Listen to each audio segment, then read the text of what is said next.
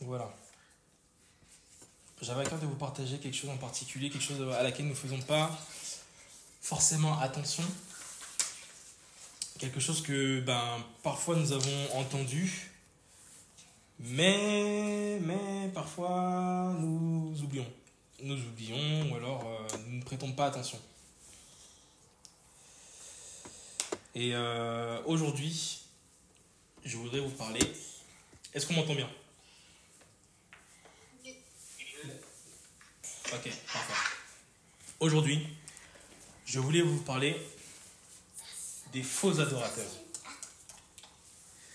Lorsqu'on parle d'adoration plus particulièrement de faux adorateurs, à quoi ça vous fait penser quand on parle d'adoration ou même de faux adorateurs? Moi, ça me fait penser à quand les gens qui sont là en assemblée, ils sont à fond, mais que une fois dans l'intimité, il n'y a pas d'adoration. En gros, c'est dans le physique, mais pas forcément dans le cœur. D'accord. Et en assemblée, mais pas forcément dans l'intimité. Ouais. D'accord. Donc, c'est dans l'assemblée, on adore, mais dans l'intimité, on n'adore pas. C'est ça? Oui, c'est ça. Ok. Tombeau blanchi. Tombeau blanchi. Des fois, on est là, on loue parce que la louange, la musique est jolie, enfin le son, ou alors c'est entraînant, mais dans le cœur, on ne le vit pas forcément. Et puis, comme Gaël disait aussi, les faux adorateurs, ça ne porte pas de fruits. C'est ça que tu disais?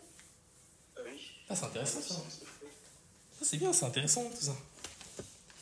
Donc, du coup, un faux adorateur ne porte pas de fruits. Un faux adorateur est un tombeau blanchi, c'est-à-dire qu'il embellit l'extérieur, mais au fond, comme le dit la parole, c'est rempli de rapines, de scories d'impureté, etc. Ouais, un tombeau de mort en fait. De toute façon, c'est un tombeau. Dans un tombeau, il y a la mort. Voilà.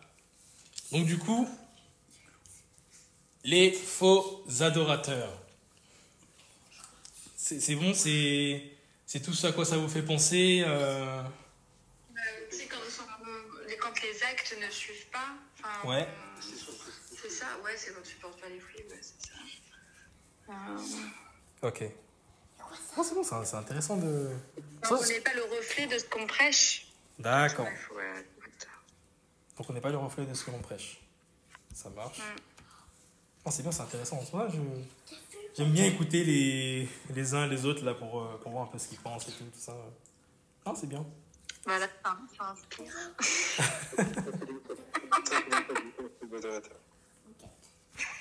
Comment? J'ai pas entendu. Attends. Je demandais à Céline ce qu'elle pensait.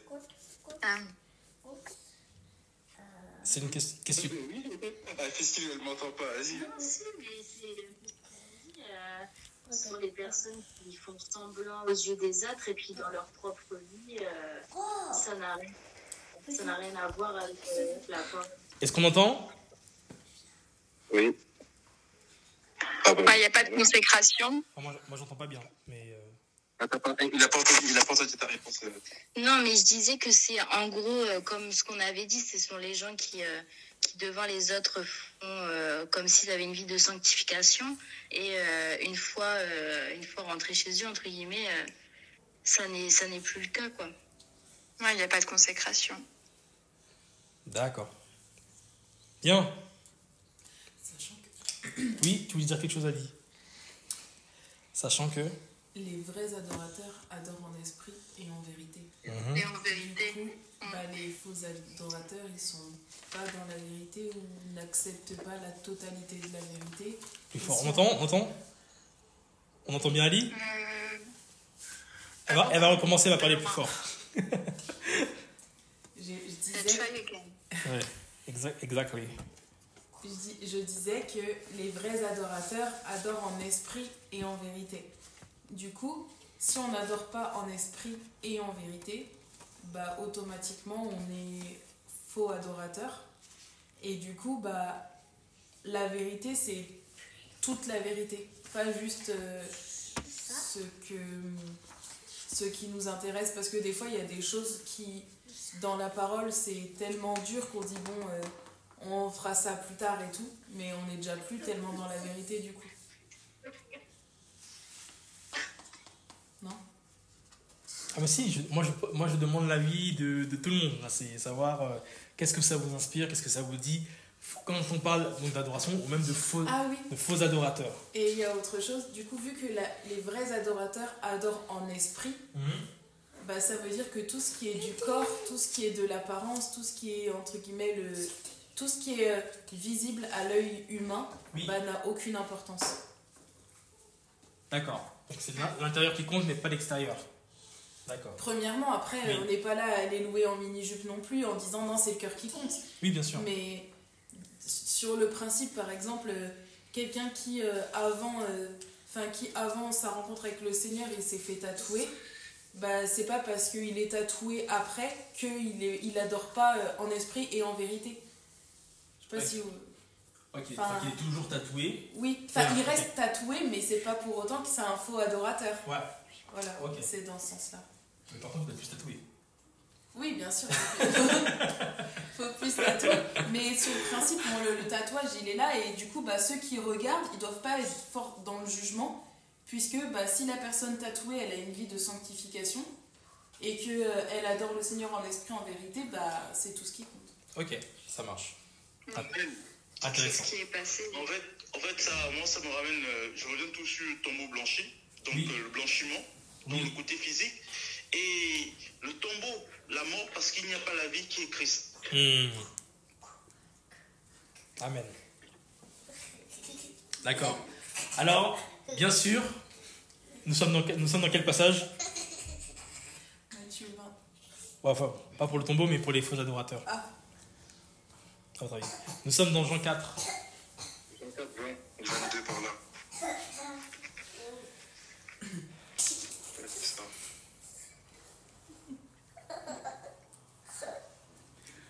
Nous sommes dans Jean 4 à partir du verset 4.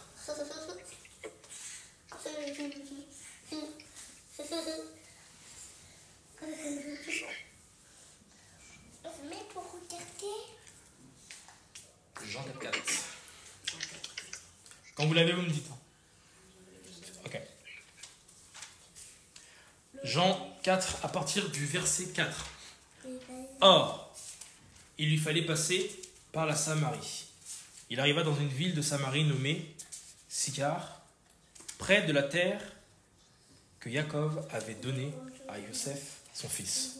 Or là se trouvait une source de Jacob, la source de Jacob. Yahushua, donc fatigué du voyage, s'était ainsi assis sur la source. C'était environ la 6e heure. Et une femme samaritaine vient pour puiser de l'eau. Yahushua lui dit « Donne-moi à boire », car ses disciples étaient allés à la ville pour acheter des vivres.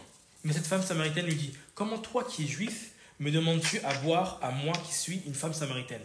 Car les juifs n'ont pas de relation avec les samaritains. Yahushua lui répondit et lui dit « Si tu connaissais le don d'Élohim, et qui est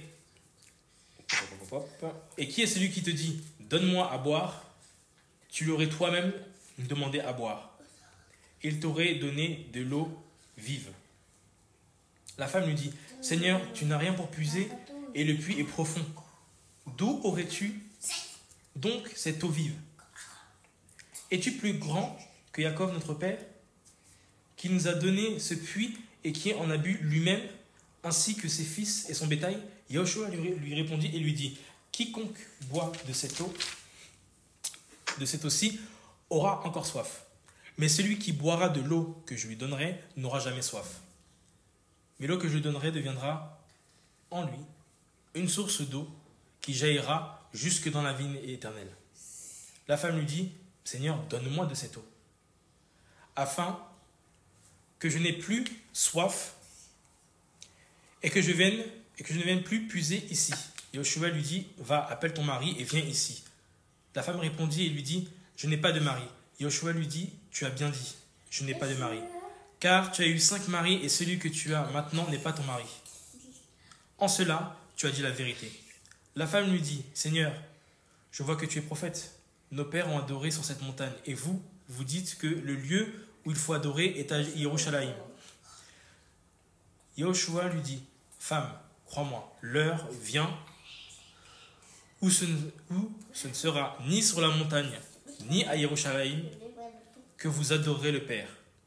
Vous adorez ce que vous ne connaissez pas. Nous adorons ce que nous connaissons, car le salut vient des Juifs. Et là, verset 23. Mais l'heure vient, et elle est déjà venue, où les véritables adorateurs adoreront le Père en esprit et en vérité. Car ce sont là les adorateurs que le Père demande. Elohim est esprit, et il faut que ceux qui l'adorent en esprit et en vérité. Dans ce passage-là, on a énormément d'informations qui nous parlent en fait de l'adoration, mais qui nous parlent également des conséquences d'une fausse adoration. Si on creuse.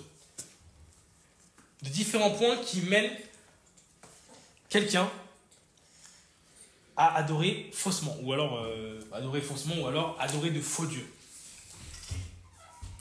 Ou alors mal adorer. Parce qu'on peut avoir une vision de l'adoration sans pour autant et penser qu'on a une bonne vision et donc être totalement dans le faux. Est-ce que jusque-là, tout le monde m'entend bien? Oui. Oui, non, oui? Oui. Ok. Donc ici, il y a plusieurs acteurs. On parle de Yeshua, on nous parle également de la Samaritaine. Alors, qui se souvient qui étaient les Samaritains? C'était des métis. Tout fort? C'était des métis. Ouais, des. Juifs et Oui. néants. Alors, pour Ali, les Samaritains, ce sont des métis, moitié juifs, moitié néens. Et c'est pas Moitié, ça date de quand? Qui se sont mélangés, et puis ouais, c'est un moment, mais c'est du quand exactement? Hein? Si, du Non. C'est pas ça. Ali dit Babel, depuis Babel. Non, c'est pas ça. Alors, oui et non, je dirais pas Babel, à savoir dans Genèse 4 et tout, mais si oui, Babylone. Depuis la déportation des Juifs à Babylone, il y en a qui se sont mélangés avec les Babyloniens et d'autres qui sont restés entre eux.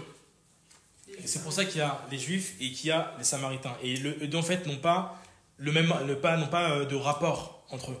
Ils ne se mélangent pas ensemble.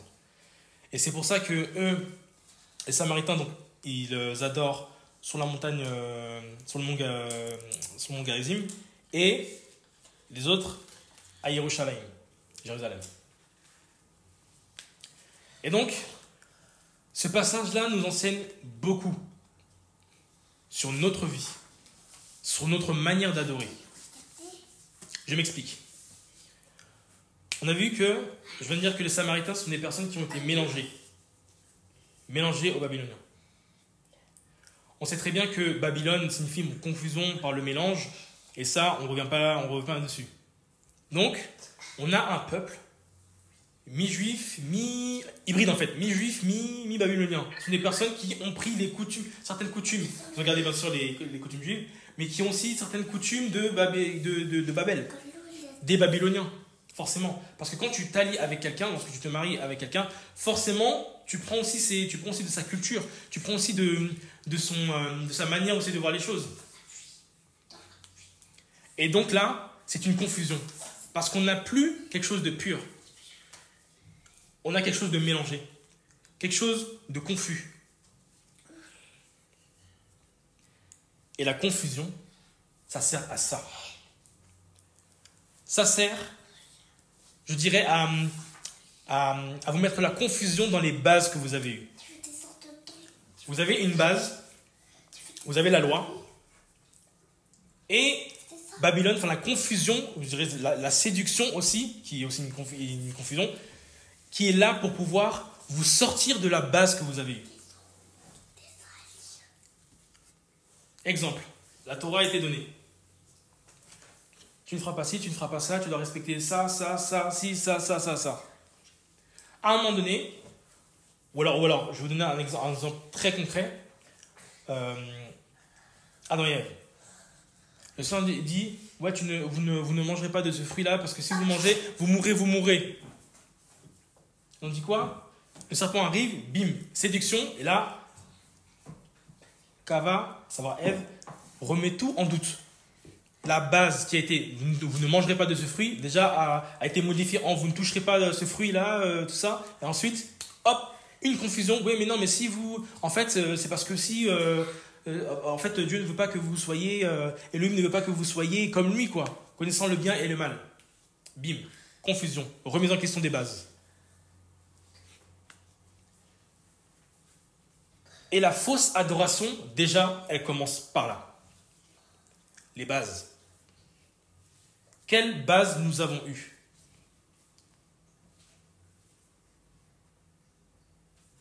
Regardez, la parole dit quoi? Elle dit qu'il y a un peuple qui ne connaît ni qui confond sa droite avec sa gauche. On regarde dans Jonas 4, à partir du verset 11. Jonas 4, à partir du verset 11, là, si vous voulez, je le prends directement. Jonas 4, 11. Et moi, je n'aurai pas pitié de Ninive, cette grande ville où il y a plus de 120 000 humains qui ne connaissent ni leur droite, ni leur gauche, et des animaux en grand nombre. Donc on voit qu'il y avait ce peuple-là qui, déjà, les bases ne les connaissait pas. Vous imaginez? C'est comme si moi je viens, vous me dites, hey, écoute Loïc, regarde, ça c'est ma main droite, et là c'est ma main gauche. Je dis, mais non, en fait, non. C'est pas vrai ça. C'est le contraire. Si vous gardez la base que vous avez reçue et vous avez foi en la base que vous avez reçue, vous allez dire non, Loïc, là tu pètes les plombs. C'est n'importe quoi, là, sort. Mais si vous vous laissez séduire, vous allez commencer par tout remettre en question. Mais est-ce que ce que j'ai reçu du Seigneur c'est vrai? Est-ce que du coup toutes les promesses là c'est vrai ou c'est faux? Non mais attends quand même, la droite, la gauche... Ah, ça veut dire qu'on m'a menti depuis le début. Et ça veut dire que, si ça se trouve, peut-être que Dieu s'est trompé, non? Et c'est comme ça qu'on commence à être confus dans notre tête. Quand on se mélange à tout et n'importe quoi, on commence à être confus dans notre tête. Et c'est pour ça qu'il y a des personnes, dans la parole, le Seigneur nous demande des personnes qui appellent le bien mal et le mal bien. La confusion.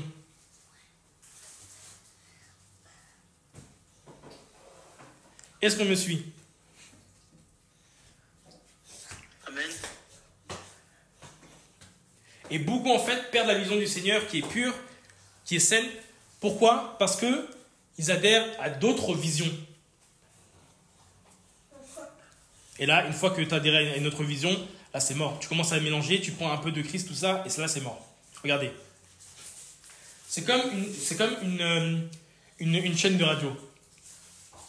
Une chaîne de radio, vous savez que voilà, on a besoin de se mettre dans la bonne fréquence pour pouvoir capter une chaîne. N'importe quelle chaîne. Votre chaîne préférée, tac tac, voilà. Vous tournez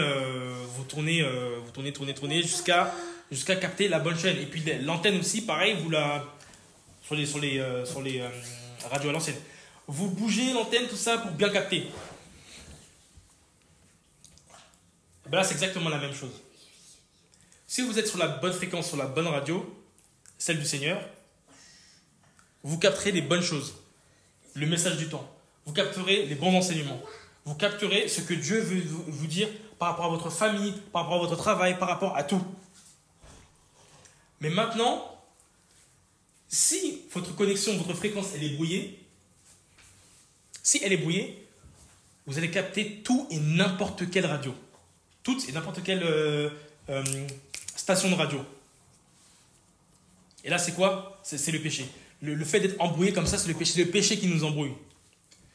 À chaque fois qu'il y a le péché, qu'il y a la compromission, qu'il y a des magouilles dans notre vie, et paf, c'est comme si on tapait sur l'antenne. Et là, on commence à entendre de manière brouillée. Et c'est comme ça que, par Par exemple, quand le Seigneur dit A, et ben on entend quoi? On entend on capte un autre message. Alors, au lieu de comprendre A, on va comprendre H. Et là, on va commencer à mener notre vie selon H. Et c'est très dangereux. Et c'est comme ça que beaucoup se disent, mais attends, mais oui, mais j'ai capté, le Seigneur m'a parlé, il m'a dit H, alors que le Seigneur t'a dit A. Tu n'as pas dit H, il t'a dit A. Et beaucoup comme ça sont dans la compromission, sont dans la confusion totale, pensant que Dieu leur a parlé, alors que parfois, le Seigneur ne leur a même pas parlé, un tout petit peu. La mauvaise compagnie là, ça te brouille, ça t'embrouille. T'es censé respecter la parole du Seigneur, t'es censé marcher sur la parole du Seigneur. D'autres personnes viennent, commencent à te dire tout et n'importe quoi. Toi, tu marches selon ce que les gens disent. Mais t'es embrouillé, t'es mêlé, t'es dans le péché. Si ce que te disent les gens est contre la parole de Dieu, n'est pas dans la Bible, mais t'es mélangé, t'es dans le péché. T'es confus.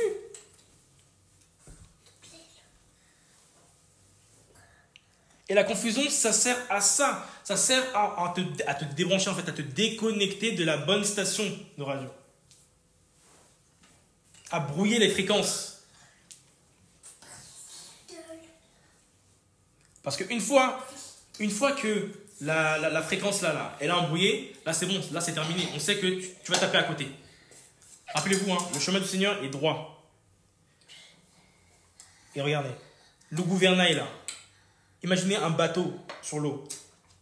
Le gouvernail, vous le décalez je veux dire, de quelques millimètres, même pas, hein, de quelques millimètres.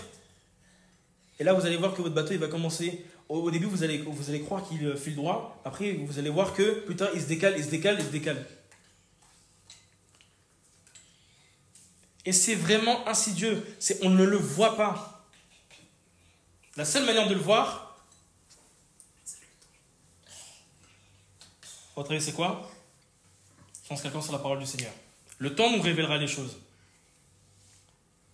Mais sans quelqu'un sur la parole du Seigneur. Et c'est là où on voit que les écarts qu'on a fait, là où on est, là où on n'est pas, là où on devrait être, et là où on ne devrait pas être.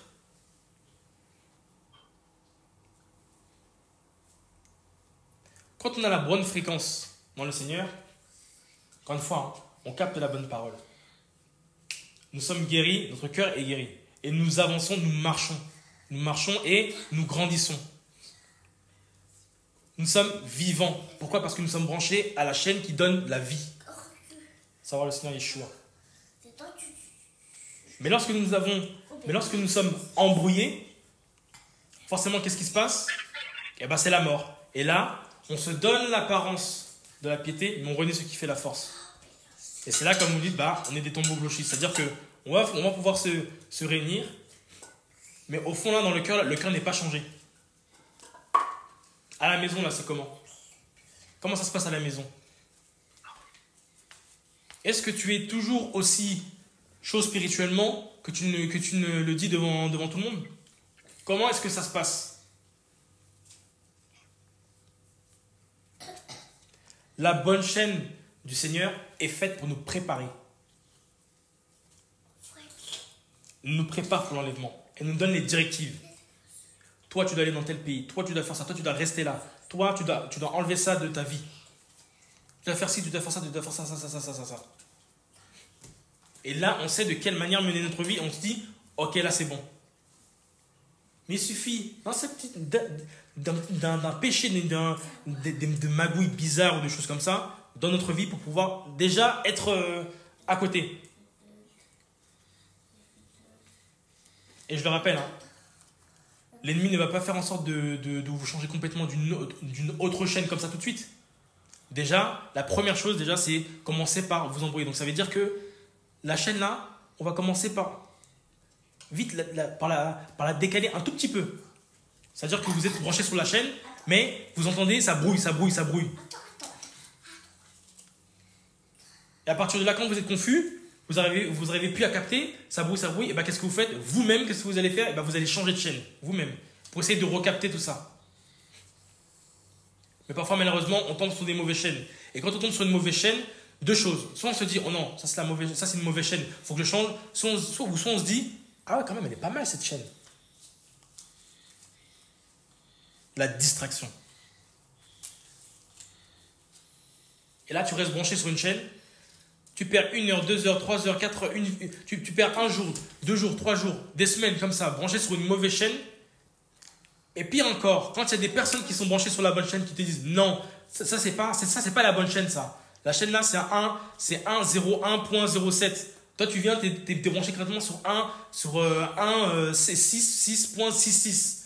On te dit faut changer de là. Tu dis non mais quand même elle est pas mal cette chaîne. Oui c'est vrai t'as raison mais cette chaîne là voilà c'est quand même pas trop le péché, ça va. Alors que tu te rends pas compte que t'es déjà confus. Déjà dans la confusion t'es comme déjà envoûté.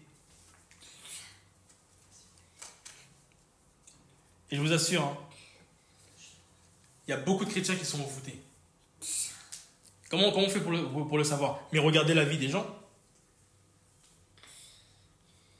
Et puis vous-même, vous avez la parole. Alors vous-même, vous pouvez aussi clairement capter lorsque quelqu'un n'est pas dans la parole et quand elle est dans la parole. C'est clair. Regardez la parole, vous dites dans Romains 10, 17. La foi vient de, comme on connaît tous ce verset, la foi vient de ce que l'on entend et on entend au moyen de la parole d'Élohim. Vrai ou faux? Parce que c'est la parole. Donc même si vous dites faux, c'est votre problème. Vrai ou faux? Amen. En même temps, je vérifie si vous êtes toujours bien connectés là. Pourquoi je nous parle de ces choses-là? Je parle de ces choses-là parce que c'est facile d'être de faux adorateurs. Si on ne fait pas gaffe, on peut être vite fait des faux adorateurs. Et aujourd'hui, les temps nous sont compliqués, on le sait sans nous rappelle de répéter, oui, les temps sont compliqués, mais d'autant plus, il faut nous rabâcher ces choses-là. Le temps est compliqué et nous avons besoin d'être branchés sur la bonne station de radio. Et puis on est vite dans la confusion, même avec le rythme du quotidien, entre le travail, les choses qu'on a à faire, tout ça. On Bien sûr. dans la confusion sans s'en rendre compte finalement. Bien sûr, bien sûr. Bon, ça, on va parler de ça après. On va parler des faux dieux et tout ça là. Parce que qui dit fausse adoration, des faux adorateurs, on dit forcément le fait de mal adorer le Seigneur. Et qui dit mal adorer le Seigneur dit forcément que tu adores autre chose. Ou alors tu adores à ta manière. Mais adorer à sa manière, c'est pas adorer selon le Seigneur. Donc c'est que tu idolâtres quelque chose d'autre. On va voir ça. On va parler de ça.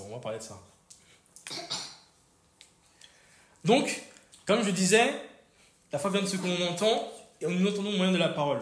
Donc, notre foi, notre conviction se base sur les choses que nous écoutons, que nous entendons. Ou alors que j'irai même plus loin, que nous choisissons d'écouter.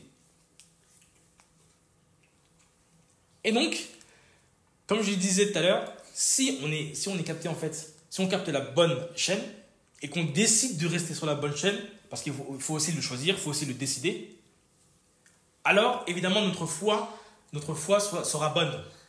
Et on obtiendra directement les bonnes bases. Et nous grandirons. Mais si nous captons les mauvaises chaînes ça peut être n'importe quoi. Ça peut être la mauvaise compagnie, comme je disais, la mauvaise compagnie, ça peut être le péché, ça peut être le monde. Ça peut être tout un tas d'autres distractions. C'est toute chose qui t'éloigne de la vérité de la parole de Dieu. Ça peut être tout un tas de magouilles aussi. Toutes ces choses-là, là, ça nous éloigne du Seigneur.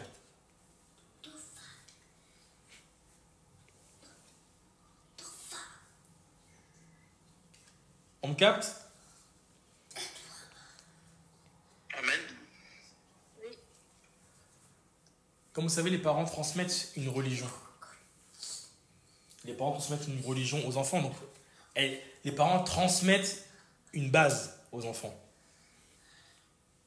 Les parents captent une chaîne, je dirais, et transmettent aussi à leurs enfants. Et c'est ce qui constitue leur conviction. C'est ce qui constitue leur foi, en fait. Et c'est pour ça que si nous sommes convaincus de quelque chose, là, pour pouvoir nous retirer de... Si c'est faux, hein, pour pouvoir nous retirer de là, c'est chaud. Et de toute façon, comme vous le savez, hein, c'est plus facile de convertir, entre guillemets, parce que c'est le Seigneur qui convertit. Le crocodile. Qui touche et qui convertit. C'est plus facile de convertir un athée que quelqu'un qui a déjà des bases, les bases d'une religion.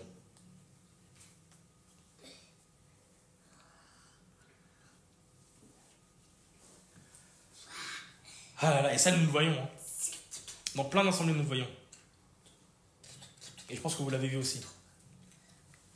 Catholique, pentecôtiste, évangéliste, machin, baptiste, je sais pas quoi. Plein de bases en fait, de mauvaises bases différentes. Il y en a plein.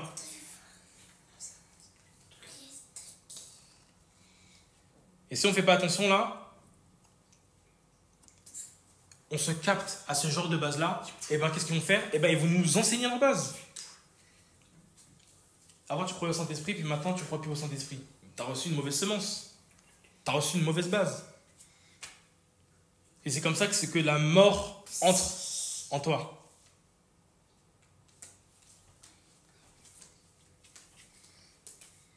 Jean 4, 10.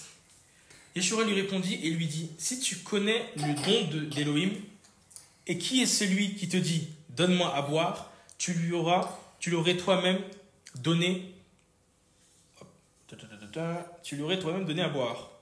Va demander à boire, et il t'aurait donné de l'eau vive.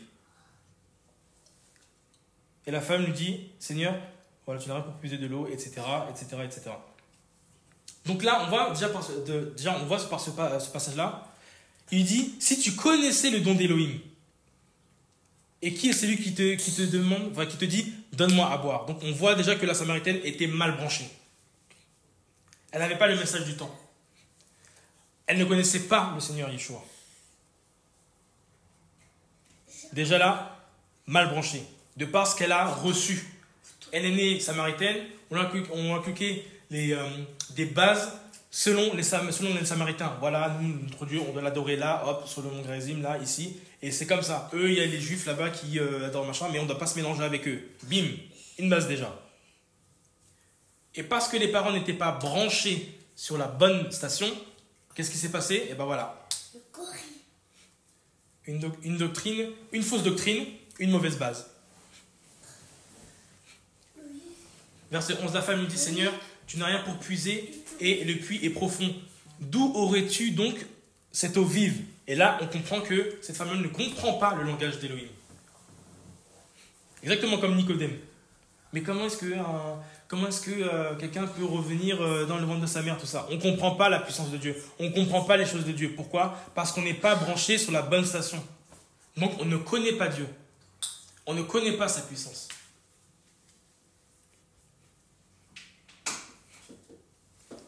Quelqu'un vient et qui dit,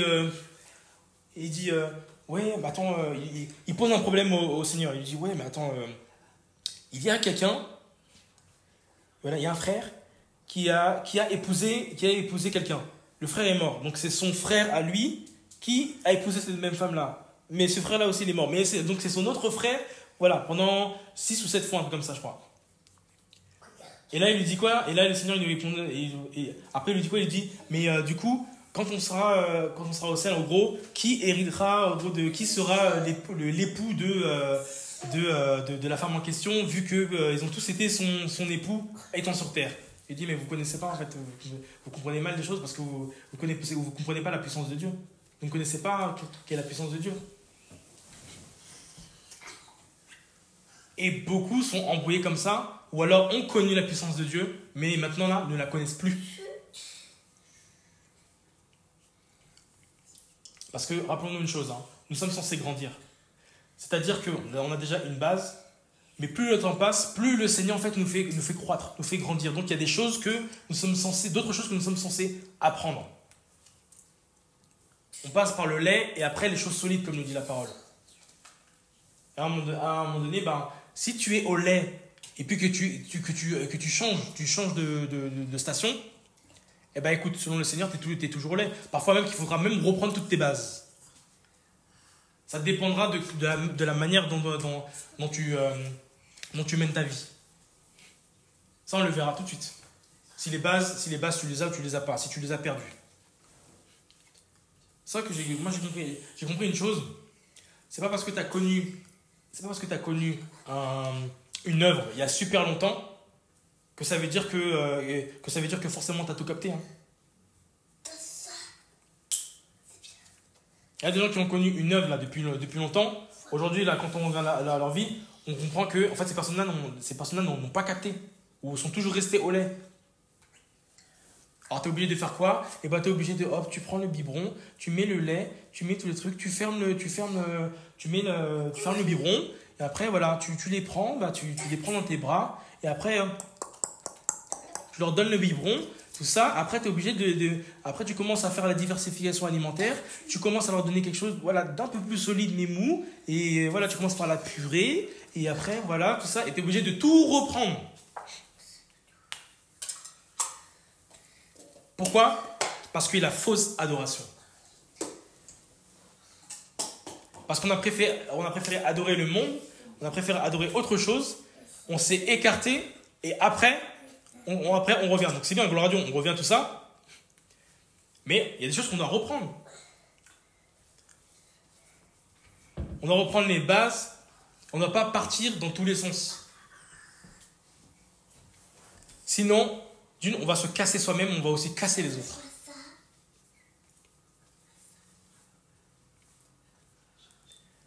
Verset 12.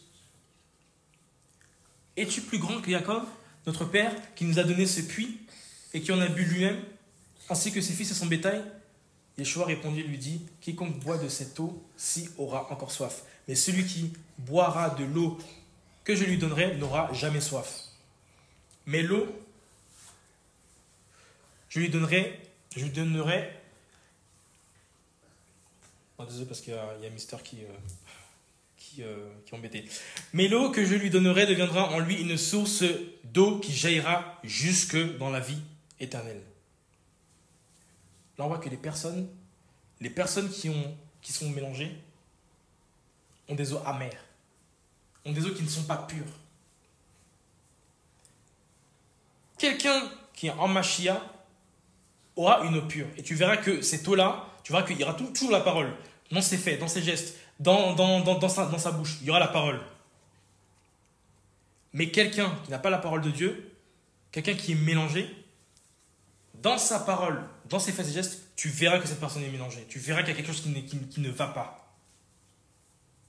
Et ça peut être n'importe quel type de semence. Dès que tu entends, de toute façon, vous savez, dès que tu entends quelqu'un, tu te dis, il y a un truc là, ça passe pas. C'est chaud. Tout d'abord, c'est pas forcément pourquoi. Soit c'est un petit squatter qui est à l'intérieur, soit c'est le péché. Le mélange.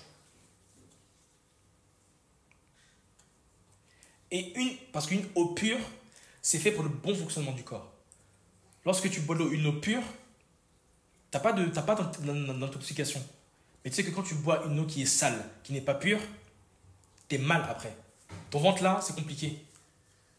Soit ça finit aux toilettes, ça finit par une diarrhée, soit tu es mal, tu es KO, mais tu es mal. Et là, c'est exactement comme la religion. La religion, c'est ça. On prend un peu des choses de Dieu, on prend de l'eau pure, mais on la mélange à notre sauce, parce que voilà, c'est comme ça qu'on aime. Il y en a qui ont pris la sauce baptiste, la sauce pentecôtiste, la sauce congolaise, la sauce antillaise, la sauce, je sais pas, la sauce, comment dire, c'est catholique. Il y a plein de sauces comme ça. Et on voit que ces sauces-là, en fait, nous donnent, c'est fade. Elles sont fades. Et voilà, comment on mélange la pureté de la parole de Dieu avec le monde. Babel, la confusion par le mélange. Encore Babylone.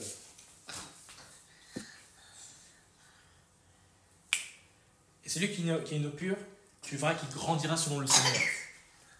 Il grandira de manière droite selon le Seigneur. Cette personne-là peut faire des erreurs. Ça, il n'y a pas de problème. On fait tous des erreurs. Mais tu verras que cette personne-là, en fait, cherchera toujours à revenir au Seigneur. Et à lâcher son péché. Lâcher ses péchés. Toujours.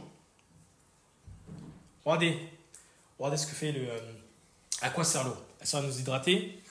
Mais elle sert aussi à filtrer aussi les impuretés qui sont dans notre corps, et aussi pour notre cerveau, bien irriguer notre cerveau pour qu'on voit les choses claires. Je vous donne un petit témoignage comme ça, très rapidement. Quand je ne bois pas assez d'eau, je veux dire même parfois, quand je ne bois pas assez d'eau, mon propre numéro de téléphone, je l'oublie. Et pour moi, c'est perso, pour moi, c'est un indicateur pour me dire que là, tu n'as pas bu assez d'eau, là, Loïc. Aujourd'hui, tu n'as pas bu assez d'eau. Et je vous assure, quand je bois, automatiquement, quand je bois, j'essaie de me souvenir, j'arrive à bien me souvenir. L'eau, ça sert à ça, à te souvenir du Seigneur Yeshua, tous les jours. Parce que l'eau, évidemment, c'est tous les jours. Et c'est pas qu'un seul verre d'eau qu'on nous recommande de boire. C'est entre 1,5 litre et 2 litres. Donc, la parole de Dieu, là, il faut la boire. Et non pas un jour par semaine ou 2 jours par semaine, tout ça, c'est tous les jours. Tous les jours qu'il faut lire la parole, qu'il faut lire la Bible. Tous les jours. Parce que c'est cette parole-là qui t'aidera à te souvenir du Seigneur, à te souvenir de la loi du Seigneur, de ce qui est vrai, de ce qu'il faut faire, de ce qu'il ne faut pas faire. Et sans ça, et ben voilà, tu passes à côté. 15, on continue à 15. La femme lui dit, « Seigneur, donne-moi de cette eau, afin que je n'ai plus soif et que je ne vienne plus puiser ici. » Donc, on voit que la femme samaritaine est déjà dans cette démarche de recherche. Elle recherche Dieu, elle recherche le Seigneur, mais plus fort que ça, elle recherche l'eau pure, à savoir la vérité de la parole de Dieu, sans compromission. Sans un coup, je prends la parole de Dieu, tout ça, mais derrière, je fais mes magouilles, je fais autre chose, je fais le péché, tout ça, je suis encore dans le péché.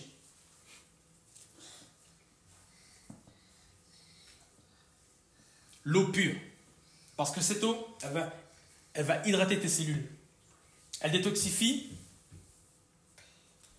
elle élimine toutes les toxines du corps. Donc ça veut dire que toute ta mauvaise pensée, toute ta façon de voir les choses, toute ta culture là, qui n'est pas selon la parole de Dieu, parce que en Christ, nous avons une culture, c'est la culture du royaume. Toutes ces choses-là, eh ben, la véritable parole du Seigneur, l'eau, elle est là pour pouvoir casser toutes ces choses-là, pour pouvoir détoxifier, pour que toutes ces choses-là sortent de tes pensées, sortent de ton cœur. Et pour que tu sois pur, selon le Seigneur. Et non pas selon une culture, non pas selon ce que tes parents t'ont inculqué.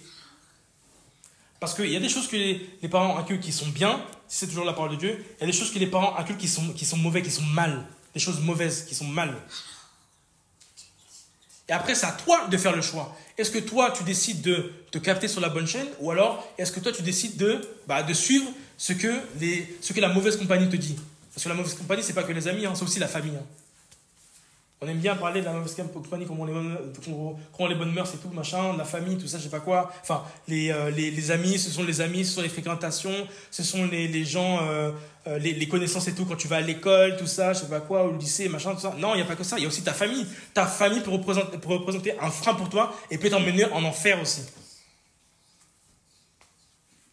Rappelez-vous ce que le Seigneur disait. Il disait, mais je ne suis pas venu ici pour amener la paix, je suis venu ici pour amener l'épée. Dans une maison, il y aura quoi? 2 contre 3, 3 contre 2. C'est écrit ou non? Ou alors peut-être que j'ai inventé quelque chose. C'est écrit dans la parole ou non? Qu'on m'arrête si je dis n'importe quoi quand même. Parce que... Vrai ou faux? Amen. On est bien d'accord. Donc, ça veut dire que même dans ta propre famille, parfois, il y aura l'épée. Le Seigneur va amener l'épée. Parce qu'on sait que aussi l'épée signifie aussi la parole. Et c'est également aussi le jugement. Donc, si jamais il y a quelqu'un dans ta famille qui te dit de faire le contraire de ce qui est la véritable parole de Dieu, tu dois fuir, tu dois dire non, tu dois prendre position. Moi, je sais que quand j'ai entendu le message du retour à la parole, mes parents, ils étaient pas contents, ils adhéraient pas du tout. Il fallait que je me tourne, entre guillemets, contre mes parents, contre les pasteurs qui étaient là. Il y avait un pasteur stagiaire. Contre même la famille d'Ali. Et encore son père qui était pasteur aussi à l'époque. Donc c'est-à-dire contre aussi sa famille et Ali qui n'adhérait pas au départ, contre Ali, seul contre tous. Je suis resté ferme. Qu'est-ce qui s'est passé? aujourd'hui, maintenant, il y a la vie et le message commence à rentrer dans sa famille. Parfois, il t'arrive des bricoles parce que tu ne prends pas possession. Il t'arrive des bricoles, tu tournes en rond, tu tournes en rond, tu tournes en rond. Pourquoi? Parce que tu ne prends pas possession. Et parfois, on prend une attitude excuse-moi du terme, mais de pleutre, comme dit la parole, de lâche. Et la parole dit clairement que les lâches seront jetés dans les temps de feu. C'est écrit dans l'Apocalypse. Hein. Dans cette version, c'est écrit pleutre, mais de toute façon, un pleutre, c'est un lâche, c'est la même chose. Les pleutres seront jetés dans les temps de feu. Dans le lac de feu. C'est quel verset ça C'est dans... Eh ben, on y va. Apocalypse. Apocalypse 21, à partir du verset 8. Apocalypse 21, 8. On nous dit... Bon, là, c'était traduit par timide. Pareil. Si vous voulez, si vous voulez, on peut faire un petit tour dans le grec, dans l'hébreu. Il n'y a pas de problème. Et la traduction, c'est avoir peur, lâche, craintif ou timide. Et dans certaines versions, donc c'est traduit par lâche, d'autres versions, c'est écrit pleutre. Et là, dans cette version-là, c'est écrit timide. Donc pour les lâches, il y a des gens qui sont lâches. Timide, c'est ça. Quand tu as pris la racine de timide, dedans, il y a lâche. Voilà, c'est ça. C'est Delos. D-E-I-L-O-S. Je peux pas aller voir moi directement de mon côté. Il n'y a pas de problème. C'est Delos. D-E-I-L-O-S, qui signifie avoir peur, lâche, qui signifie timide, craintif. Ok. Donc... Ah mais c'est chaud quand même. Ah bah ouais. Parce que souvent on se cache derrière ça. Je pense que c'est une attitude, c'est un adjectif qui qualifie beaucoup de chrétiens finalement. Bah oui. Bah timide. Bah oui. C'est chaud. Je n'aime pas la timidité, encore ça dépend de dans quel sens, mais le mot timide... Oui, mais même comme on vient de dire, il y a lâche, je sais plus ce qu'il a dit encore. Mais j'ai l'application. Avoir peur. Avoir peur, ouais, c'est ça. Je ne vous ai pas donné un esprit de timidité. C'est ça, hein, c'est pour ça que la Enfin, parole moi, dit... personnellement, je me retrouve là-dedans et c'est chaud, quoi. Mais c'est bien qu'on en parle, justement, pour pouvoir vous interpeller et pour que, justement, on grandisse. Parce que si on ne vous le dit pas, qui va vous le dire? Et après, vous pensez que vous êtes dans le vrai, tout ça, et en fait, vous serez dans le faux. Donc, voilà, c'est pour ça c'est important aussi qu'on se le dise tout, et puis qu'on avance, quoi. Qu'on s'aide les uns les autres, et puis qu'on avance. Hein. On n'est pas parfait comme ça, mais on tend à l'être. Mais pour tendre à l'être, il faut justement la bonne fréquence, il faut qu'on vous dise les bonnes choses. C'est pour ça. Donc, te condamne pas, hein, On est tous dans le même bateau. Voilà, on est tous dans le même bateau, on apprend. Mais on a besoin en fait d'avoir la bonne parole, qu'on nous dise les choses. Parce que si on ne dit pas ça, on ne peut pas apprendre. Oui, tu disais? Même si on nous le dit, admettons qu'on nous dit des bonnes choses, il faut nous aussi être vouloir l'entendre et se remettre en question. Tout à fait. Je dirais pas forcément, c'est pas simplement ça. Ce qui fait en sorte que on a besoin de Dieu, celui qui n'a plus cette peur-là, une personne qui naît sans peur, c'est une personne qui n'a pas besoin de Dieu. Mais là, on parle de la crainte. Oui, mais la crainte, mais justement... Mais entre la peur et la crainte, c'est... Oui, il y a un fossé entre les deux. Justement, c'est à cause de ça que je voulais te demander. Qu'entends-tu, parce qu'il y a la crainte, effectivement, il y a la peur. Mais la peur de quoi? Mais la peur, comme moi, admettons, je prends un exemple sur moi.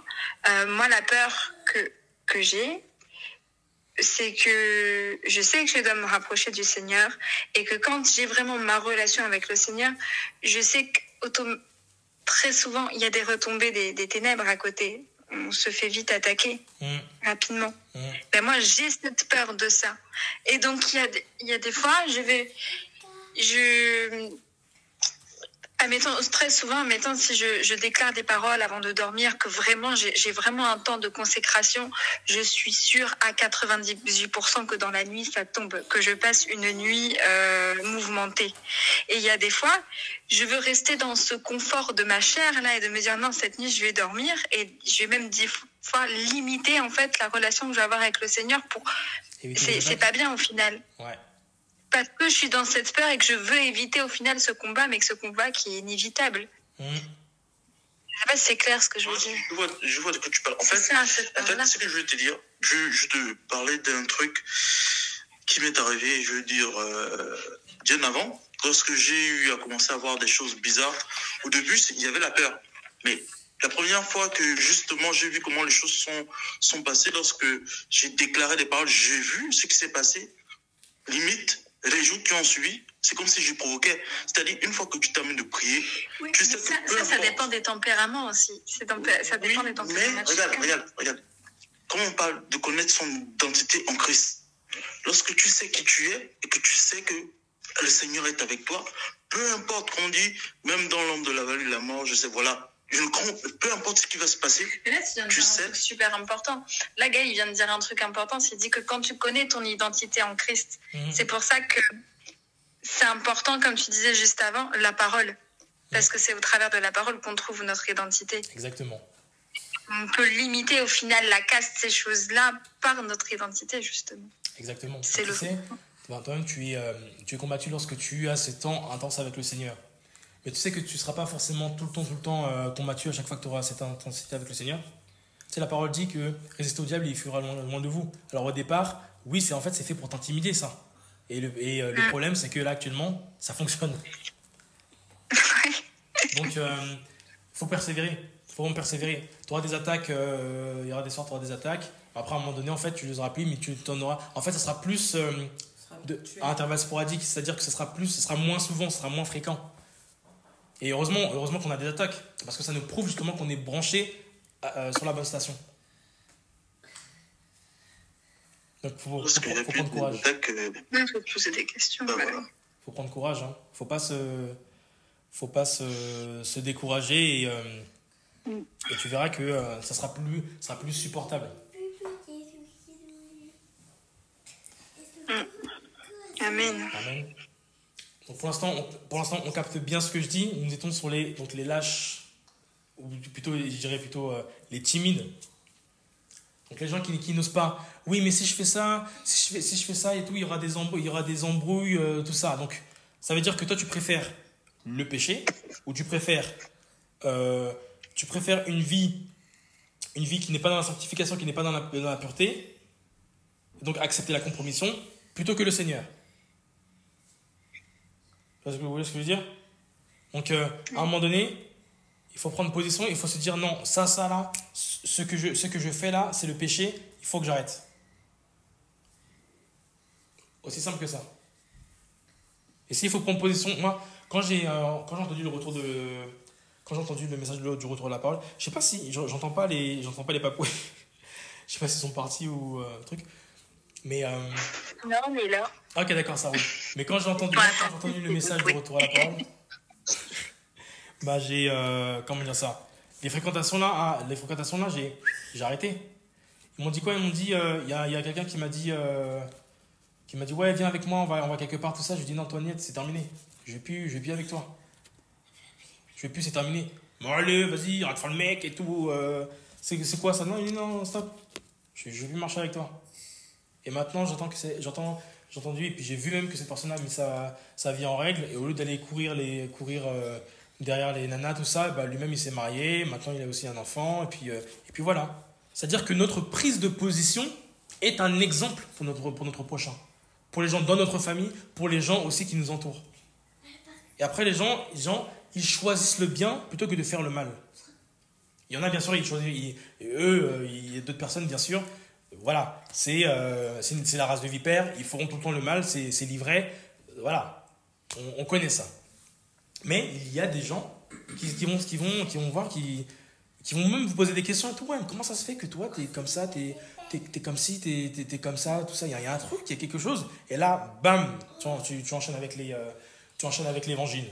Mais si déjà dans ton comportement, tu ne montres pas que tu es enfant de Dieu, mais comment les gens vont venir vers toi? C'est pour ça que moi, personnellement, j'arrête de dire ouais, je suis chrétien. Tout le monde dit ça maintenant.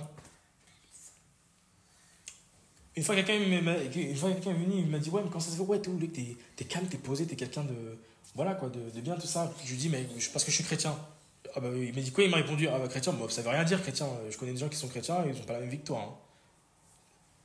C'est là où tu captes en fait, maintenant, chrétien, c'est devenu un mot comme ça, genre un chrétien, quelqu'un qui entend parler de Jésus, quelqu'un qui va à l'église, voilà. Et encore, aller à l'église, maintenant, ça veut tout dire, ça veut dire tout et n'importe quoi. Et tu peux être chrétien non pratiquant. Oui, parce que maintenant, comme l'a souligné, vient de souligner Ali, tu peux être chrétien et non pratiquant, voilà. Comme si ça existait, voilà. Un chrétien non pratiquant. Donc ça veut dire, c'est quoi? C'est que tu... Non, mais... Il faut laisser. Mais moi, dans ma famille, ils se considèrent comme ça, c'est ça. Moi, j'ai grandi comme ça, en ayant ce... Ouais, mais c'est cette base. Après, tu vois, c'est le formatage que la société nous a amené, mais sauf qu'avec le temps, tu comprends que soit tu es chrétien, soit tu n'es pas chrétien. Et même encore, c'est une mode, en fait. Et même encore, le mot chrétien, comme moi j'ai tendance à dire aux gens, je dis aujourd'hui, certaines personnes ont dit je suis chrétien. Pour ceux qui ont compris un petit peu le message, ils me disent non. Mais sauf qu'en grandissant encore, tu te dis réellement qui peut dire qu'il est comme Christ. Tu vois, d'où nous sommes disciples. C'est ça. Nous sommes ses disciples et il nous enseigne jusqu'au bout, quoi. Parce qu'on sera toujours en train d'apprendre avec lui jusqu'à notre mort. Mais c'est ça. Tout à fait. Et c'est pour ça qu'il faut se dépouiller des mauvaises bases que l'on a. Et pour se dépouiller des mauvaises bases que l'on a, il faut se séparer en fait de la mauvaise compagnie. Pourquoi? Parce que la mauvaise compagnie, là, ça représente aussi une source. Parce que les eaux, là, les eaux impures, les eaux pures viennent du Seigneur, mais les eaux impures viennent des autres, comme je l'ai dit. Et le problème, c'est que si on est toujours branché sur leur station, entre guillemets, on est toujours branché à eux, et ben on continuera à avoir des eaux impures. Le Seigneur, dans Jean 4, 16, lui dit, va et appelle ton mari. Appelle ton mari et viens ici. Et il dit, ouais, appelle ton mari, viens ici. Puis il dit, la femme lui répondit, voilà que je n'ai pas de mari. Non, déjà là, on dirait, mais quand il dit, appelle ton mari et viens ici, on pourrait se demander, mais pourquoi est-ce que le Seigneur nous demande ça si c'est tout déjà, ça sert à quoi?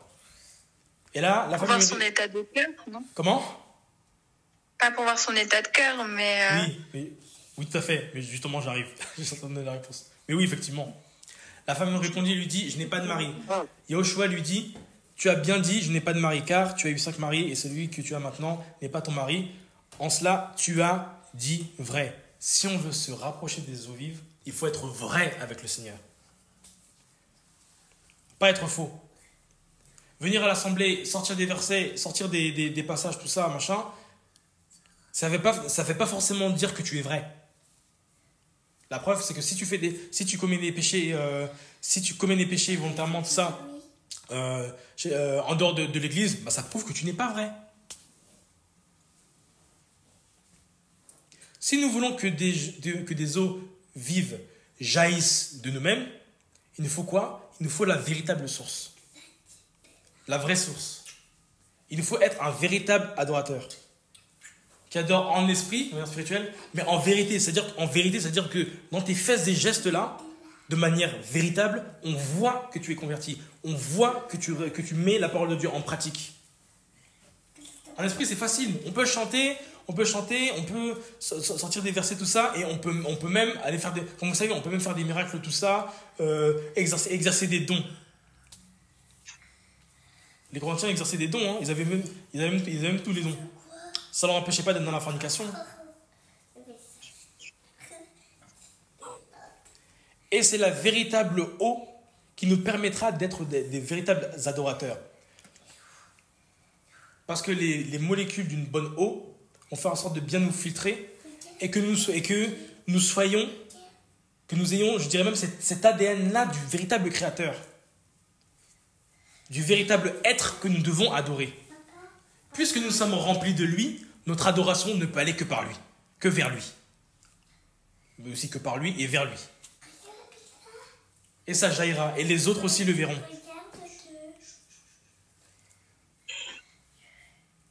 Moi, je veux même ajouter quelque chose. Vas-y. Moi, je dirais pour simplifier, parce qu'en fait, avec certaines personnes, lorsque tu vas en essayant de donner l'explication, il y a certaines personnes qui ont du mal à comprendre. Et c'est là, justement, on fait comprendre à ces personnes que on n'y arrive pas de nous-mêmes parce que l'homme est imparfait. Mais c'est Dieu qui nous donne la force de pouvoir résister lorsque ça ne va pas, que ce soit mentalement, moralement, peu importe la situation dans laquelle nous sommes. Lorsque nous avons toujours recours au Seigneur, lorsqu'on ne se sent pas bien, lorsqu'on voit qu'on est dans une situation qui nous amène à faire ce que Dieu ne veut pas, c'est le Seigneur qui nous donne la force. Mais moi, je vais simplement dire, être vrai et sincère avec Dieu. Raison pour laquelle je ramène toujours les gens à David. C'est quoi l'histoire de David? Pourquoi David est appelé l'homme selon le cœur de Dieu? Est-ce que David, le Seigneur a fait ce choix parce qu'il est celui de toutes les personnes qu'il a utilisées? Quand on voit l'historique de ces grands personnages dans la Bible, lorsqu'on voit leur vie, leur histoire, est-ce qu'il a été celui qui a été le plus exemplaire? Ou bien est-ce que il y a un point qu'il avait qui était complètement différent des autres? Et donc, du coup, je dis simplement, moi, quand je vois l'histoire de David, simplement, je vois le côté enfant. Un enfant n'a pas besoin de faire les choses en réfléchissant parce que il a fait une bêtise ou bien il a fait quelque chose et puis il le fait tellement avant même qu'il le fasse la bêtise. Il va se dire qu'il va faire la bêtise et il va venir faire semblant d'être devant ses parents. Lorsque l'enfant se salit, quand je parle de bêtises, je prends un enfant qui, les parents l'ont lavé, on l'a habillé et puis on lui demande de rester tranquille, mais voilà qu'il se lève et puis voilà, il va renverser quelque chose qu'il ne fallait pas renverser, il s'est sali. Quand bien même, il sait très bien que son père, sa mère va venir, va gronder, va blâmer, une punition, mais il sait très bien qu'il ne peut pas vivre sans ses parents. Et donc, il viendra toujours devant ses parents, tel qu'il est, sans arrière-pensée, en fait.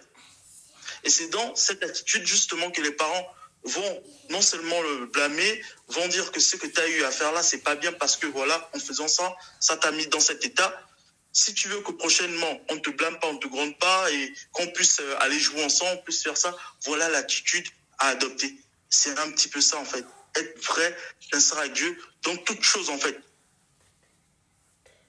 Amen. Amen, amen. Amen. Tout à fait. Être vrai, on sait, avec le Seigneur. Parfois, on est là, on se donne, encore une fois, on se donne une image de ce que nous ne sommes pas. Et après, on pense que Dieu, on pense que Elohim agit, on pense que Elohim va agir, tout ça, et on voit qu'il n'agit pas, on se pose des questions, mais ne te pose pas des questions. Toi-même, tu es dans la compromission, toi-même, tu es dans le péché, mais comment tu veux avancer? Comment tu veux, et le pire encore, hein, c'est que lorsque nous nous rassemblons tous ensemble, et puis qu'il y a quelqu'un comme ça qui a une vie bancale, et ben ça peut affecter l'assemblée. Il y a beaucoup de personnes qui se demandent mais pourquoi est-ce qu'il y a pourquoi est-ce qu'il y a soit la lourdeur, pourquoi est-ce qu'il y a pourquoi est-ce que ça n'avance pas tout ça, pendant que d'autres ils sont déjà en train de faire des maraudes, en train de faire des trucs comme ça, en train d'avancer avec le Seigneur, même au niveau même de la connaissance, au niveau de la manière de marcher, tout ça, les évangélisations, toutes ces choses-là. Comment ça se fait que ça avance pas? On est toujours au point mort, mais on sait toujours que à chaque fois que ça n'avance pas, c'est parce qu'il y a toujours soit il y a la compromission, soit il y a le péché. Toujours.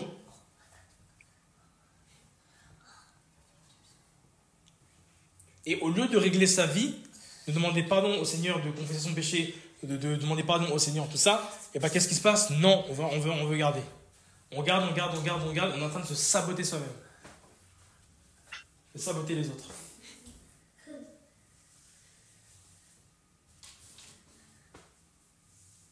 C'est ouf, hein? Et c'est ça aussi les vrais adorateurs. Un véritable adorateur, c'est quelqu'un qui a un cœur d'enfant, qui va se dire, bah écoute, non, qui va arriver devant le trône du Père, voilà, là j'ai péché et tout, pardonne-moi, pardonne-moi, pardonne mon péché et tout, j'ai fait ci, j'ai fait ça. Tu nommes ton péché, j'ai fait ci, j'ai fait ça. Et ensuite, on avance. Les personnes qui ont confessé leur péché au Seigneur, ils avancent. Les personnes qui ont mis leur vie en règle, ces personnes-là ont des promesses et avancent.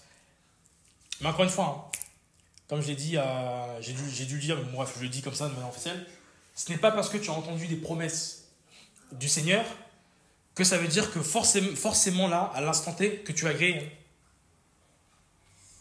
Pour arriver aux promesses du Seigneur, il faut faire un chemin. Il faut faire un boulot. Et si ce boulot-là, tu le refuses, si ce travail-là, tu refuses, et bien toutes les promesses qui ont été faites sur ta vie, paf, elles sautent. Pourquoi? Parce que tu as toi-même décidé de marcher dans un autre chemin. Ah oui, hein? Qu'on se le rappelle, nous ne sommes jamais indispensables. Jamais. Je vous rappelle que Saül, il a été remplacé. Hein? Le peuple a choisi Saül, il a été remplacé. Hein? Je vous rappelle qu'il y a eu plusieurs rois d'Israël. Hein? Jamais. Jamais irremplaçable. C'est-à-dire que les promesses que tu peux avoir, que tu peux recevoir là, ici, là, si tu ne marches pas selon la parole de Dieu, si tu ne marches pas selon ce que Dieu dit, selon la parole de Dieu, tu peux sauter. Hein? Tu peux être remplacé, hein, disqualifié. Hein?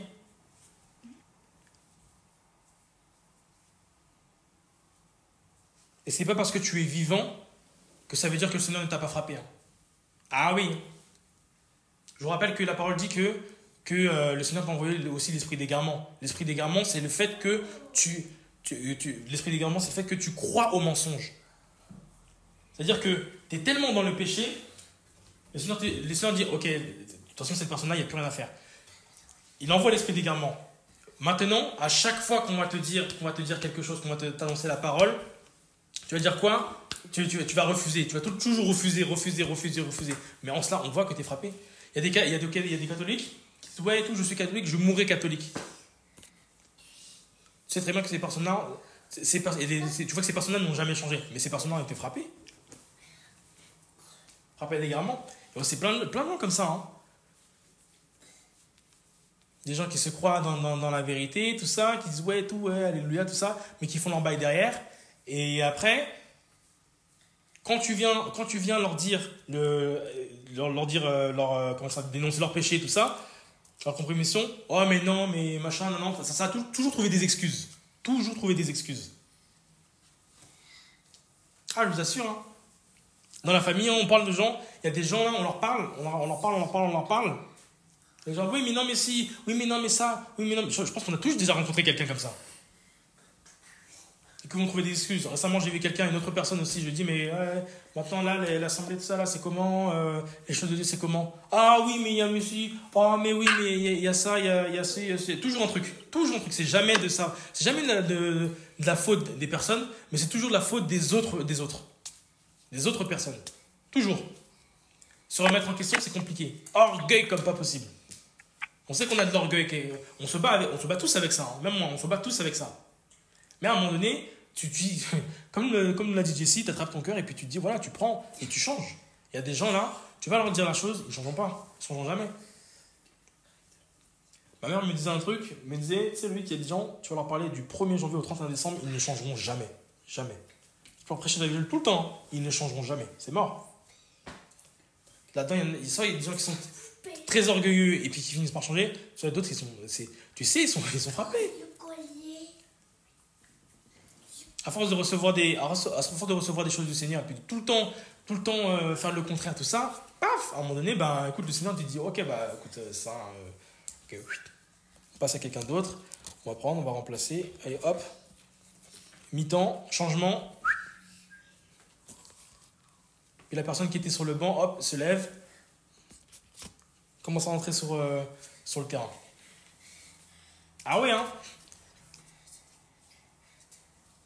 C'est pour ça, faisons très très attention, parce que là, la fausse adoration, là, c'est lourd, hein, c'est quelque chose de sérieux. Hein. Et encore une fois, hein, tant on peut faire des erreurs, mais tant qu'on a un cœur sincère, un cœur vrai, un cœur repentant devant le Seigneur, on avance. Parce j'en connais, hein. Même on en connaît aussi. des personnes qui ont, ok, des personnes qui ont péché, qui ont fait le mal avant, mais ces personnes-là aujourd'hui se repentent. Et même si ces personnes sont imparfaites, ces personnes-là décident d'avancer et tu vois que, tu vois que le Seigneur leur livre des promesses. Et ces personnes-là savent où aller. Tu as quelque chose. Tu sais où tu vas. Récemment, j'ai fait un rêve, je ne vais pas partager parce que c'est plus personnel. J'ai fait un rêve où justement le Seigneur me montrait dans quelle direction je devais aller. Ça, je me suis dit, ah yes, merci Seigneur. Au moins, je m'égare pas. Tu me donnes la direction et ce que j'ai reçu avant, tu me le confirmes là. Donc c'est bon, ça va. Je suis pas fou. Je suis pas un lapis quand même. Je suis pas un lapis. C'est là où tu vois que le Seigneur quand même te parle. Tu reçois des choses, le Seigneur confirme et hop, je sais où je vais. Et quand tu commences à t'égarer, quand tu commences à pas faire quelque chose que le Seigneur t'a demandé de faire, bah paf, en songe, il te rappelle. Il dit, écoute, là tu t'es égaré, là maintenant faut que tu... Voilà. Là, faut que tu recaptes la bonne fréquence. Parce que là tu commences à prendre tout et n'importe quoi. Là. Tu commences à être branché soit sur la télé, soit sur les réseaux sociaux, soit sur autre chose. Et là, moi je suis pas dedans. Je suis pas dedans. Reste capté. Reste bien sur la bonne chaîne.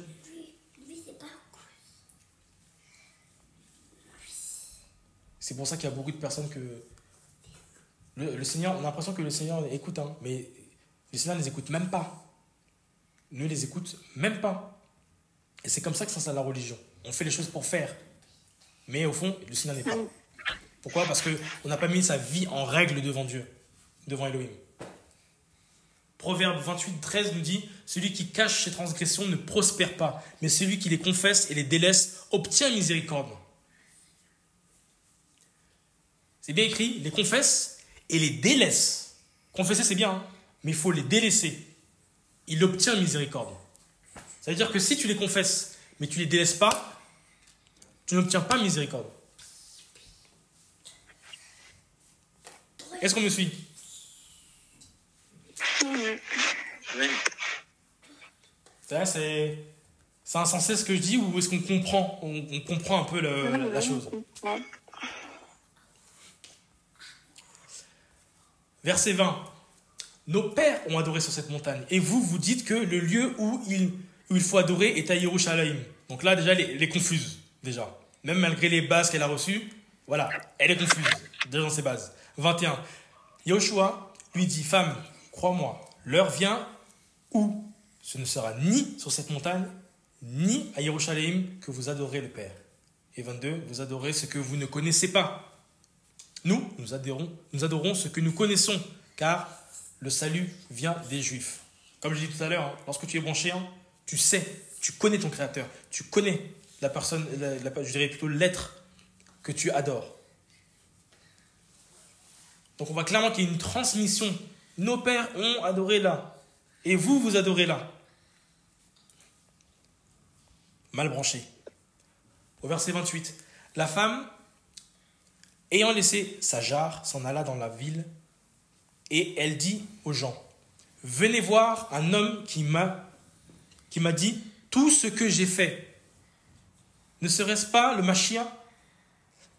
Ils sortirent donc de la ville et vinrent à lui. Là, on a vu quoi ? Que la femme a laissé sa jarre d'eau. Rappelons-nous cette chose-là. Hein. Elle était dans le mélange, elle était confuse. Donc, elle avait les eaux qui étaient impures. Les eaux qui étaient mélangées. Et là, en lâchant sa jarre d'eau, c'est comme si elle se dépouillait elle-même de toutes ces fausses doctrines, toutes ces choses impures, toute la mauvaise eau en fait. Toutes ces choses-là, elle les a délaissées. Tout ce qu'on lui a transmis, les fausses bases qu'on lui a transmises, elle les a délaissées. Sa culture là, tout ça là, oui, mais nous sommes comme ça, Samaritains, machin, donc nous, c'est là que nous devons adorer. Elle l'a délaissé aussi. Et là, elle a fait quoi ? Elle a dit quoi ? Venez voir un homme qui m'a tout dit. Donc, elle fait quoi ? Non seulement elle décide d'abandonner ses péchés, elle décide d'abandonner sa fausse doctrine, elle décide d'abandonner ses mauvaises bases, mais en plus de ça, et en plus de ça, de se reconnecter à la bonne chaîne, mais en plus de ça, elle va voir les gens dans son village et elle les incite à se brancher sur la bonne chaîne. L'évangile. Évangélisation. Voilà comment une femme samaritaine, une femme vers qui aucun juif ne pouvait aller, parce qu'évidemment ils n'ont pas de relation ensemble, ils ne se parlent pas. Voilà comment une personne qu'on aurait pu déconsidérer,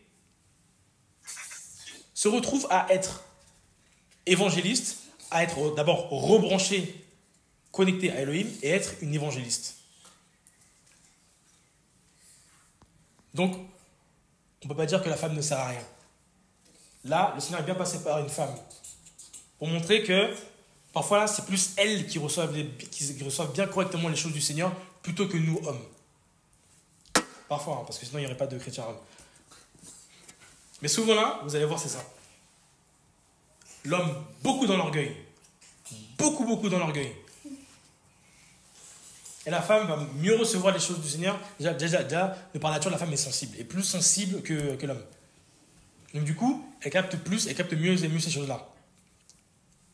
Mais il y a d'autres femmes aussi qui ont forgé un caractère et puis qui restent dans leur culture, dans leur pensée, dans leur fausse doctrine.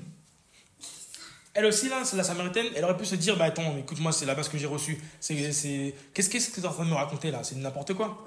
Là, elle dit, bah écoute, tu sais quoi, ton eau là, tu vas la prendre toi-même. Là, tu me parles de l'eau qui jaillit, tout ça, machin là. Je sais pas, peut-être que t'es bizarre toi. Donc moi, je m'en vais. Écoute, moi, je prends ma jarre d'eau, je m'en vais et puis je rentre en ville. Non. Elle a décidé d'abandonner toutes les choses qu'elle avait reçues de par ses parents, de par sa culture, tout ça. Tout ce qu'elle avait reçu, elle a décidé de l'abandonner pour pouvoir accueillir le Seigneur, accueillir le Mashiach dans sa vie. Et on voit qu'elle a eu la connexion. Hein. Et elle dit quoi? Ne serait-ce pas le Mashiach? Direct. Elle a tapé juste. Pendant que les autres, là, les disciples, mais qui dites-vous que je suis? Ouais, l'un dit que t'es prophète, l'un dit que t'es trucs, que t'es machin, tes trucs, hop, Pierre, illumination directe. Ta! Tu es le Mashiach, le fils d'Elohim. C'est pour ça que quand tu es branché, tu as directement les bonnes informations.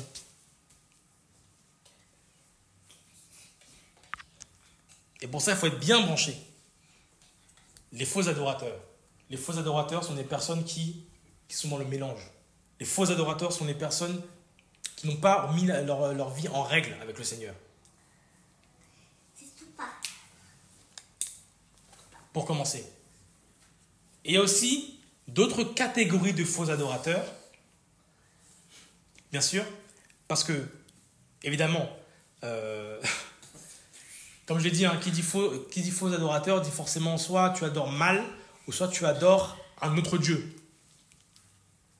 Et ça, lorsque tu adores un autre Dieu, c'est chaud. Et là, on peut se rendre compte qu'il y a différentes adorations. Tu peux adorer des idoles, à savoir des objets. Tu peux adorer une personne. Tu peux adorer un faux Elohim, un faux Dieu. En fait, c'est un démon, tout simplement. Et voilà, tu peux adorer même des choses, même des façons de voir les choses. Tu peux adorer également ton travail. Parce que l'adoration, c'est adorer quelque chose, c'est adorer Elohim. Mais du coup, si tu adores mal, ça veut dire que tu idolâtres quelque chose. C'est une fausse adoration. C'est pas une vraie adoration. Donc qui dit fausse adoration dit forcément une idole. De l'idolâtrie. Et qui dit idolâtrie dit forcément quelque chose qui prend ton cœur et qui a volé la place du Seigneur dans ton cœur. Et en cela, il y a plusieurs formes d'idolâtrie. Il y a plusieurs formes d'idolâtrie. Comme je dis, tu peux idolâtrer ton travail. Et ça, je vous assure, hein, le travail là, si tu fais pas gaffe, ça peut devenir ta religion. Je t'assure. Ta religion. Pourquoi? Un jour, j'étais dans mon bureau, tout ça, je travaillais dans une autre boîte. J'étais à mon bureau et il y a des gens qui s'agitaient un peu partout. Et puis, il y a une personne qui a dit mais enfin, qu'est-ce qui se passe et tout, qu'est-ce qui se passe? Et puis, il y a une personne qui répond il arrive. Je dis mais oui, mais d'accord, qui arrive? Dieu. Et c'était pour parler à l'époque de mon PDG. Pour vous dire, dans le travail, c'est exactement, je dirais pratiquement la même chose que la religion. Tu as un Dieu, ton PDG, et quelque part, tu dois en fait, l'adoration, tu lui dois ton temps. Tu prends de ton temps pour pouvoir travailler pour lui, afin de faire avancer sa boîte. Et ce, tous les jours. Le travail nous prend, je dirais à peu près, 80% de la semaine, sans compter les week-ends, je dirais ouais, 85, voire même 90% de notre temps. Vous imaginez un peu? On a plus de temps pour le travail que pour le Seigneur. Tes collègues, ce sont tes frères et sœurs. Et puis ensemble, vous faites quoi? Eh bien, ensemble, vous faites avancer le petit royaume du PDG. Il y en a qui sont carriéristes. Voilà, ce sont des personnes qui sont idolâtres dans leur métier. Il y a des personnes qui sont très très très carriéristes. Ce sont des personnes qui vont tout faire pour monter les échelons, pour se faire voir, pour monter des échelons. Alors, ces personnes qui veulent absolument être prophètes. Ce sont des personnes qui veulent absolument être pasteurs, qui veulent absolument être docteurs, qui veulent absolument être reconnus anciens ou autres. Donc, ce sont des personnes qui, quelque part, vont faire aussi des formations pour pouvoir arriver à leur truc, à leur poste. Aujourd'hui, tu peux être pasteur en faisant quoi? On va faire une école théologique, et après, qui représente la formation, parce que c'est une formation, et après, tu es pasteur. Là, c'est pareil. Demain, tu vas être manager, tu fais plusieurs années de boîte, et après, soit tu montes comme ça, soit tu fais aussi des formations, et puis tu vas dans une boîte pour postuler un poste de manager. De manager, ou en l'occurrence de pasteur. Il y en a déjà un qui a dit ça, hein, qui voit l'église comme étant une entreprise. Donc, c'est pas très fou ce que je dis.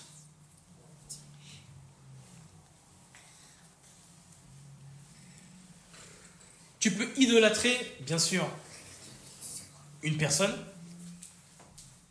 une idole, tes parents, tes amis,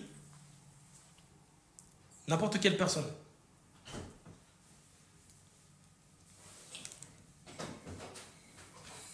Ça, vous le savez. C'est-à-dire qu'à un moment donné, tu peux parler de Dieu, tu peux parler de l'évangile, et à un moment donné, tu vas faire des rencontres, des mauvaises rencontres, qui vont te détourner de la bonne adoration, qui vont te détourner de l'être, du véritable être à adorer. Pourquoi? Pour que tu les adores, eux. Lorsque tu vois que tu ne peux pas te passer de quelque chose, que tu ne peux pas te passer d'une personne, là, tu es sur le chemin de l'idolâtrie.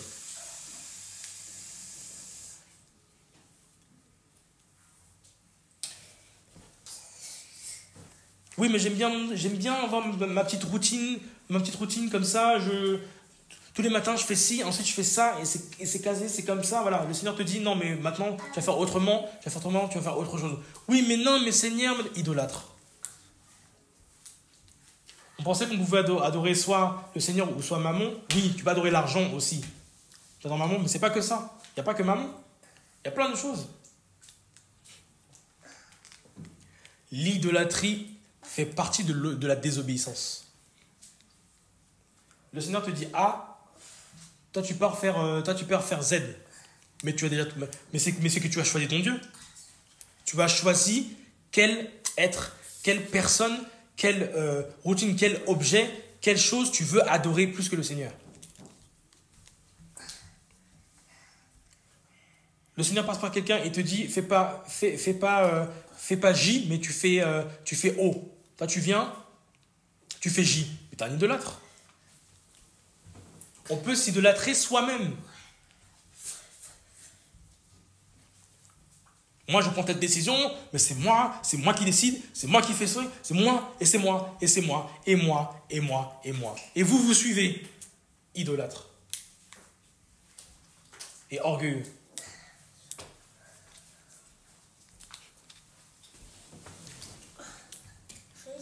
C'est nous, on est comme ça.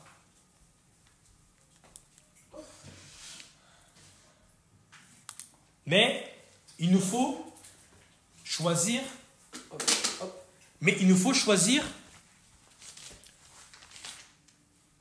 je dirais, choisir le bon être adoré et prendre de bonnes décisions.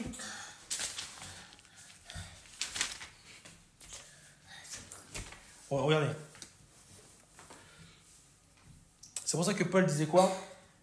Paul, dans Romains 7, il va décrire donc la loi du péché. Il va décrire la loi du péché, donc quelque part, c'est ce qui nous définit, c'est comme ça que nous sommes. Mais il disait quoi? Et ça, beaucoup oublient de le lire. Au chapitre 8, premier verset, il va dire « Il n'y a donc maintenant aucune condamnation pour ceux qui sont en Mashiach Yeshua, qui marchent non selon la chair, mais selon l'esprit. Qui marchent non selon la chair, mais selon l'esprit. »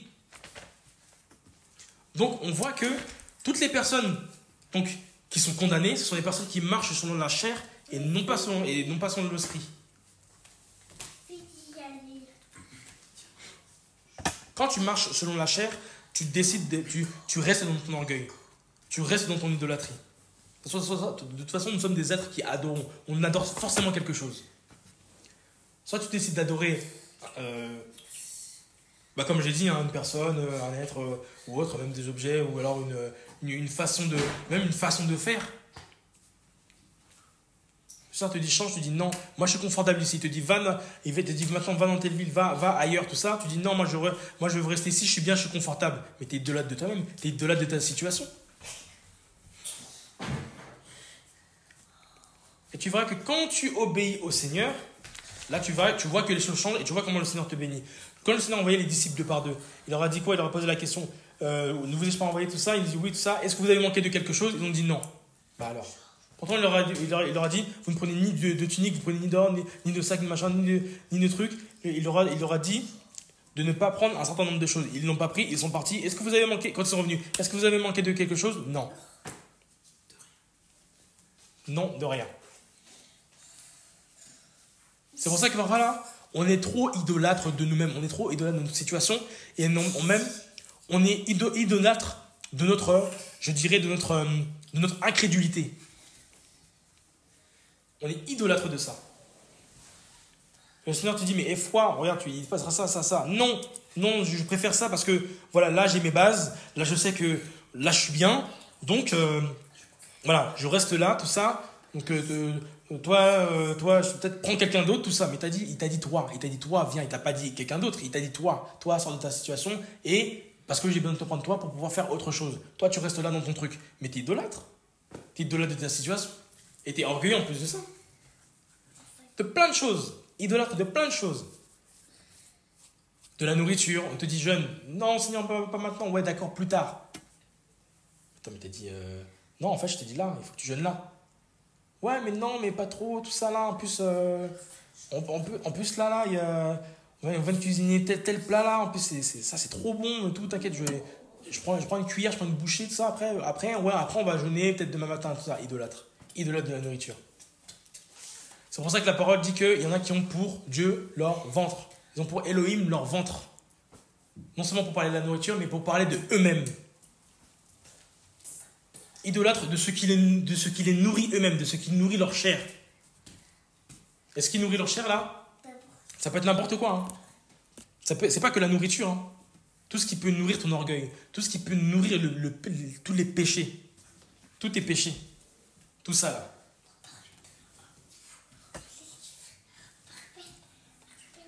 Tu peux être idolâtre du sexe également.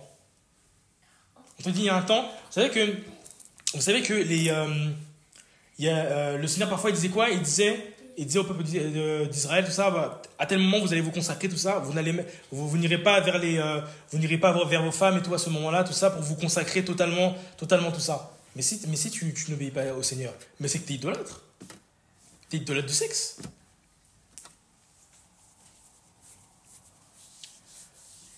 Si tu n'as pas réglé ça là déjà, au départ déjà, même avant le mariage, tout ça, si tu n'as pas réglé ça là même dans le mariage, ça va être extrêmement compliqué. De toute façon, on l'a déjà dit, hein, que le mariage là, c'est pas quelque chose qui va nous aider, hein, qui va nous désidolâtrer du sexe. Hein. C'est pour ça qu'aujourd'hui, là, il y a des personnes là, c'est chaud. Hein.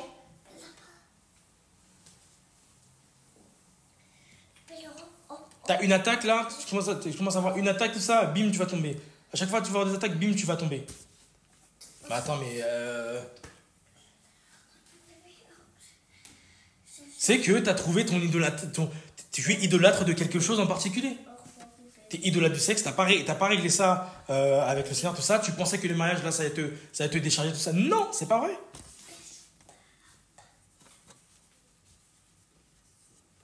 Aujourd'hui marié, ça m'a pas empêché d'avoir des propositions. Hein. Mais si maintenant tu es fait par rapport à ça, qu'est-ce qui se passe? Bah tu tombes. Des gens qui viennent là même avant. C'était juste déjà avant le mariage, mais même après. Des gens qui viennent comme ça là, pour ceux je crois que j'en ai déjà parlé. Des personnes qui viennent là qui disent ouais tout, je veux que tu me viennes, je veux que tu me prennes dans mon appart. Plusieurs fois comme ça. Je veux que tu me prennes dans mon appart. Il y a des gens, ils disent les choses de manière insidieuse, tout ça, ils sont pas franchement clairs. Non, là, c'était Canal+ décrypté. Là, on te dit, viens chez moi, viens me prendre dans mon appart. Là, c'est sujet, verbe, complément, il y a tout, tu sais, il y a tout. Et là, maintenant, qu'est-ce que tu fais? Soit tu te dis, je préfère garder le Seigneur en moi et donc du coup rejeter ces choses. Soit tu fais quoi? Bah, tu commences à quoi? Bah, tu commences à textoter, tu commences à envoyer des messages ici et là. Et après, qu'est-ce qui se passe? Bah, tu te retrouves dans un hôtel, tu ne sais même pas comment tu as atterri là. Quand la porte elle est fermée, tu te retrouves mais pourtant tu as pris tes pieds, tu es allé jusqu'à la voiture, tu as pris ta voiture, tu es allé jusqu'à l'hôtel. Mais tout ça là, tu sais pas comment tu as fait. Bah attends, mais écoute. C'est ça, il y a des gens qui sont faits par rapport à ça. Mais quand c'est ça, là, mais il faut régler ça déjà avec le Seigneur. C'est-à-dire que c'est ton cœur. Là, c'est Seigneur, c'est délivre-moi du sexe. C'est ça. C'est ça la prière. Il faut commencer par là. Là, je ne suis pas en train de parler des attaques, tout ça, là, machin, parce qu'on sait qu'on a des attaques, tout ça, et puis après, ça devient compliqué. Je ne parle pas de ça. Hein. Je parle là de ton cœur. Ton cœur, là, comment t'es, toi? Est-ce que dans ton cœur, là, c'est toujours la drague, c'est toujours les choses bizarres, tout ça? Ou est-ce que tu as fait la paix déjà dans ton cœur, la paix dans ton cœur? Tu vas rejeter toutes ces choses-là, déjà, et puis tu marches en nouveauté de vie en te disant que non, il y a des choses là, c'est le péché. Ah bah oui. Parce que là, quand c'est comme ça, après, ça devient comme les catholiques, c'est mélangé. Tu vas prier Marie, mais en même temps, tu pries les saints. Donc, en fait, il faut prier quoi? Je ne comprends plus là. Il faut prier Marie, il faut prier Jésus, il faut prier les saints. À un moment donné, c'est ça. C'est qu'on a plusieurs petits saints à côté de nous. Des choses que nous considérons comme sacrées. Ah, mais attends, mais la nourriture. Ah oui, d'accord. Donc, sans nourriture, ça c'est sacré. Il faut garder quand même parce que ça me fait du bien. Sans sexe, le sexe, voilà. Donc, il faut le garder. Sans quoi d'autre? Qu'est-ce qu'il y a d'autre? Sans travail. Ah, ça, le travail, évidemment, le travail, évidemment, parce que sinon, voilà. Et puis, faut exceller. Il faut toujours aller de l'avant. Bon, la parole de Dieu, bon, voilà. Mais il faut comprendre que le travail, c'est le travail, quoi. Donc, voilà. Donc il y a le saint travail, il est à côté de moi aussi là, donc il faut le prier. Quand ça va pas bien au travail, il faut prier le saint travail, et puis voilà, et ensuite ça ira mieux. Quand la nourriture n'est pas là, donc voilà, on consulte saint nourriture, on essaie d'avoir plus de nourriture, tout ça, et voilà. l'argent qui est la racine de tous les maux. Quand tu as l'argent, là, ça aussi là, il y en a qui sont beaucoup idolâtres de ça. Quand tu as l'argent, là, ta tête, elle vrille. Ta tête, tu n'arrives plus à réfléchir. Et c'est comme ça qu'il y a des gens, là, comme l'autre, là, dont je t'avais son nom, là, qui va louer une île. Je crois qu'il a acheté, je sais même plus. Qui va louer une île, tout ça, qui va aller prendre des femmes à droite, à gauche, tout ça, là, qui va aller rester sur l'île, tout ça, pour aller faire ces choses bizarres. Voilà. Pourquoi? Parce qu'il est pété de thunes. Et ben voilà comment ça te monte ça te monte à la tête. Et ça, si ton saint argent là, tu t'es pas débarrassé là de ça là, de ton idole là, et ben là qu'est-ce qui se passe? Et ben voilà, tu vas dans toutes sortes de dépravations, tu vas même commencer à aller prendre des objets, des vibromachins, je sais pas quoi, et après tu vas commencer à faire tout et n'importe quoi avec. Et là, ce n'est plus la sainteté, ce n'est plus l'eau pure qui est là, mais c'est l'eau mélangée, c'est l'eau sale, l'eau impure. Quelqu'un qui vous dit que les objets, là, les vibromasseurs, tout ça, là, c'est rien, c'est ok, un chrétien, là, quelqu'un qui n'a pas l'esprit, quelqu'un qui n'est pas converti. Il faut le dire. Ah ouais. Quand on dit qu'il faut régler les affaires, il faut régler ça, faut régler sa vie, mais il faut régler tout ça aussi. Les petits seins là, qu'on a dans le cœur. Tout ça, il faut régler. Pour pouvoir avancer. Ça fait partie de la fausse adoration. Parce qu'on adore plus ces choses-là que Dieu. On n'entend pas la pureté, on adore tout ce qui est du monde, tout ce qui est mondain. Tu vas aller prendre, tu vas aller quoi? Tu vas aller encore regarder regarder des pornos, des films érotiques, tout ça, des trucs comme ça. À la télé, mais attends, mais il y a un problème quand même. On n'est pas converti.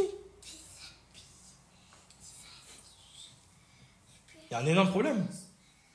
Il y a un manque il y a une lacune dans la sainteté quand même.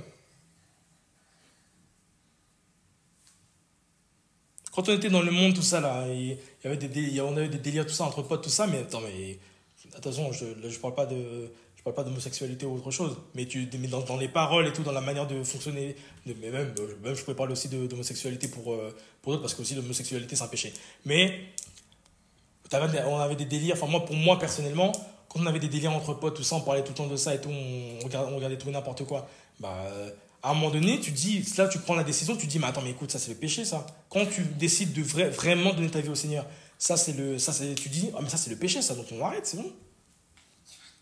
Et on marche en nouveauté de vie. Mais on ne peut pas dire qu'on est chrétien et puis commence à se mélanger avec des choses du monde, tout ça, et voilà quoi. Qu'est-ce que tu écoutes? Qu'est-ce que tu regardes? C'est tout ça. Parce que c'est comme ça que viennent les idoles dans les cœurs.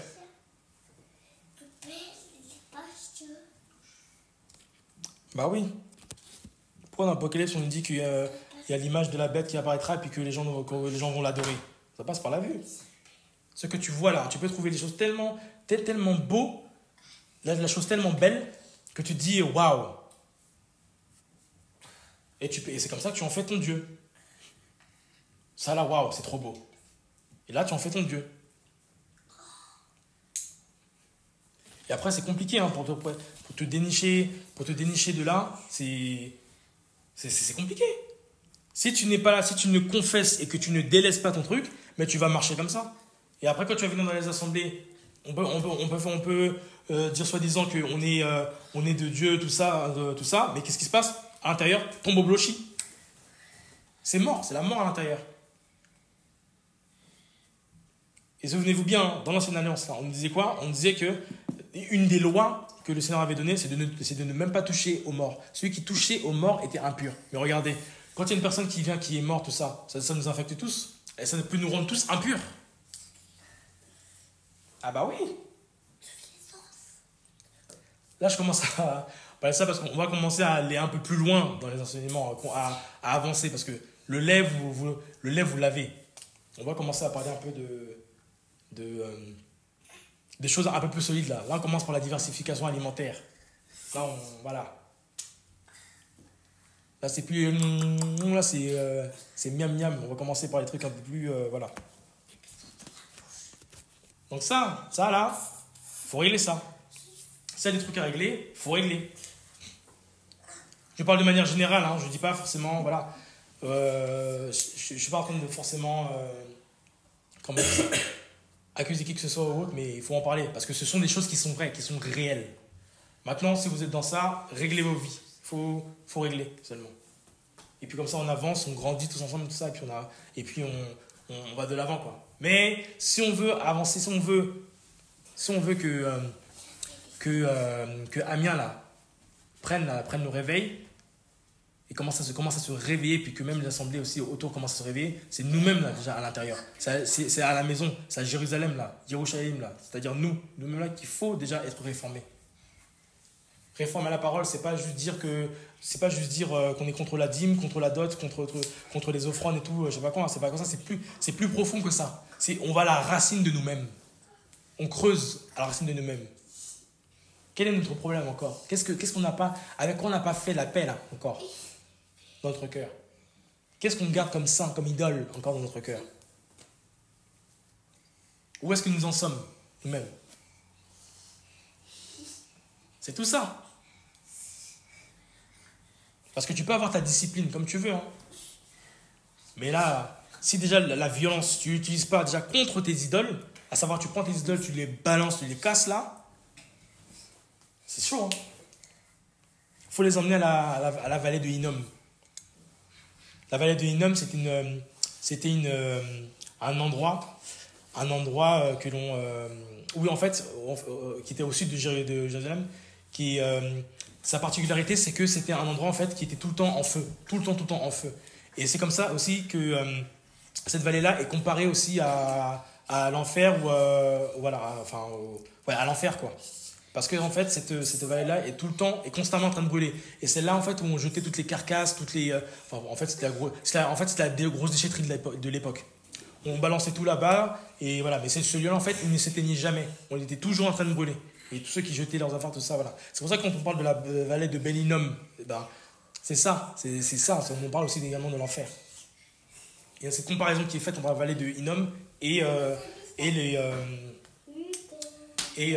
l'enfer. Donc ça, là, les idoles, là, il faut balancer la déchetterie, il faut balancer là-bas. Et tant que tu n'as pas balancé ça là-bas, et pour avancer dans ta vie, ça va être extrêmement compliqué. Ça va être très très chaud. Et tu vas faire tellement chaud que tu vas faire du surplace en fait. À un moment donné, il faut délaisser, il faut se dire que non, ça c'est pas bon, ça c'est impur. Telle fréquentation, c'est pas bon, c'est impur. À un moment donné, il faut prendre position, il faut dire ok, non, moi là, je ne trempe pas dans les magouilles, je ne trempe pas dans ton péché, je ne trempe pas dans tes trucs bizarres. Moi là, ciao, bye bye, je me barre. Quitte à se retrouver seul, parce que moi personnellement, je me suis retrouvé seul. Et finalement, après, c'est là où les gens commençaient à se poser des questions, à se dire ah oui, mais peut-être qu'il avait pas raison en fait. Peut-être qu'il avait raison, pardon, en fait. Ah bah oui. Mais si tu prends pas votre position, mais comment tu veux que les autres voient la lumière? Toi-même, tu es censé être la lumière, mais comment tu veux que eux voient la lumière si toi-même t'es ténèbres comme eux? C'est pas possible. C'est impossible. Toi, tu vas leur parler, tu vas commencer à parler de... T'es dans les ténèbres, mais tu vas commencer à parler de la lumière. Ils vont dire, vas-y, tais-toi, vas-y. Toi-même, t'es comme nous, là, pourquoi tu parles de lumière? C'est quel bail? Il faut te taire seulement, non? C'est ça. Et ils ont raison. À juste titre. Si t'es comme eux, comment veux-tu les amener à la lumière si toi-même t'es ténèbres? Il y a un truc qui va pas.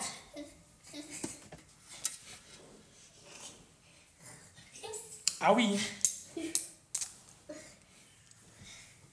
Là, aujourd'hui, c'est un gros morceau. En même temps, là, je vous dis ces choses-là parce que d'une, ce sont des choses qui sont réelles, ce sont des choses qu'on oublie, ce sont des choses aussi qui sont aussi salutaires. Parce que qui dit mauvaise adoration, dit forcément que tu tapes à côté. Et donc, du coup, que t'es pas sur le chemin du ciel. Donc, on est obligé de parler de ces choses-là. Il faut qu'on en parle. Et malheureusement, dans énormément d'assemblées, où bien sûr c'est la religion, on ne parle pas de ces choses-là. On ne parle pas de ces choses-là. Et après, pendant que beaucoup de chrétiens se disent on est dans la vérité, elle est trop bien mon assemblée, elle est trop cool, tout ça, ces personnes-là ne se rendent pas compte qu'ils sont sur le chemin de l'enfer. Pourquoi? Parce que les personnes sont dans l'assemblée mais sont encore idolâtres. Idolâtres de leur pasteur, idolâtres de leur petit quotidien, idolâtres de leur chez eux, de ce qu'ils ont chez eux, idolâtres de leur péché. Parce que le péché, ça fait du bien à la chair. Ta parole dit que Moïse n'a pas voulu jouir des délices du péché. Donc le péché, là, c'est un délice. Et tu as deux sortes de délices. Soit tu fais des délices, le Seigneur dans ton cœur, soit tu fais des délices, le péché dans ton cœur. Je reformule. Soit tu fais le péché des délices de ton cœur, soit tu fais le Seigneur des délices de ton cœur. Ça là, c'est chaud. Et je nous dis ça parce que, en fait, on doit faire de nos délices, on doit faire du Seigneur de nos délices, ça de manière constante. Mais d'abord là, il faut commencer par retirer toutes les choses là qu'on a là, toutes les choses qui ne vont pas chez nous. On doit les retirer. C'est extrêmement important. Parce qu'on ne peut pas user de discipline, on ne peut pas être violent sur les autres choses. C'est déjà les choses de base, déjà sont bancales.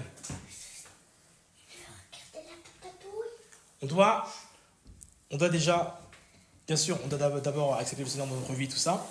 On doit se dépouiller de nous-mêmes, dépouiller de toutes les choses qui sont des péchés, qui sont la compromission. Toutes ces choses-là, il faut s'en débarrasser. Et après, tu vas de l'avant, tout ça. Mais on peut pas en fait adorer le Seigneur avec une position où en étant sale en fait. Parce que nous sommes aussi des parfums de bonne odeur. Mais si ton parfum là, il sent mauvais, il pue. C'est compliqué, le Seigneur ne te sent pas. Il ne veut pas te sentir. Et beaucoup comme ça, hein. Je pense à des parfums de bonne odeur, tout ça, ça prie, ça loue, ça chante et tout, ça pleure même. On dit des trucs, ça pleure et tout, tout ça. Mais quand tu regardes dans le quotidien, tu vois qu'en fait, ces personnes-là, non, en fait, ils n'ont rien capté. Ces personnes-là n'ont rien capté. Et tu vois, c'est là où tu vois qu'en fait, c'était l'émotion. Ça prie, ça prie. Ouais, Seigneur, tu as touché mon cœur, machin. Le Seigneur a touché mon cœur et tout. Vraiment, maintenant, je suis renouvelé. Mais attends, mais t'es renouvelé, mais c'est comment chez toi à la maison? C'est comment est-ce que tu traites les autres frères et sœurs? Comment est-ce que tu traites les autres personnes dans ton entourage? Au bleu, tout ça, là. Il y a une personne qui... moi, on m'a rapporté un cas. Il y a une personne qui loue, qui prie, qui est dans la louange, et qui prie tout ça, qui loue, machin. Et cette personne-là parle mal aux aînés. Cette personne-là parle mal à d'autres personnes, et si bien qu'il y a d'autres personnes qui sont parties en pleurant, d'autres personnes qui ont été beaucoup affectées, tout ça. Et puis cette personne-là, en même temps, elle allait faire des témoigner de sa vie, tout ça, en disant oui, le Seigneur m'a touché, tout ça. Mais attends, toi, le Seigneur t'a touché, mais en même temps, toi, tu vas blesser des personnes qui peuvent être nos parents, tu vas mal leur parler, tu vas les faire pleurer, et après, tu viens témoigner autre part et tout, disant oui, le Seigneur m'a touché, le Seigneur m'a touché. Bah, il y a un problème quand même. Cette personne, toujours le même caractère, une dizaine d'années après, hein, toujours le même caractère. Ces personnes-là n'ont tout simplement pas l'Esprit de Dieu. C'est tout. C'est simple. Si on te dit la vérité, que la vérité, tu peux dire oui, tu l'acceptes pas, là, t'es pas de lui. À un moment donné, c'est un chat, il faut l'appeler un chat. Il ne faut pas l'appeler un demi-chat chien, je sais pas quoi. Non, ça n'existe pas ça. Soit un chat, tu l'appelles un chat, soit c'est un chat, tu l'appelles un chien. C'est tout. Point. Il y a des gens là, ils ne sont pas dedans. Ils ne sont vraiment pas dedans. Il y a des personnes qui finissent par se repentir, certes, oui. Et fort heureusement d'ailleurs. Mais il y a d'autres personnes là. Parfois, des trucs que j'entends, je me dis waouh, quand même. Je me dis oh.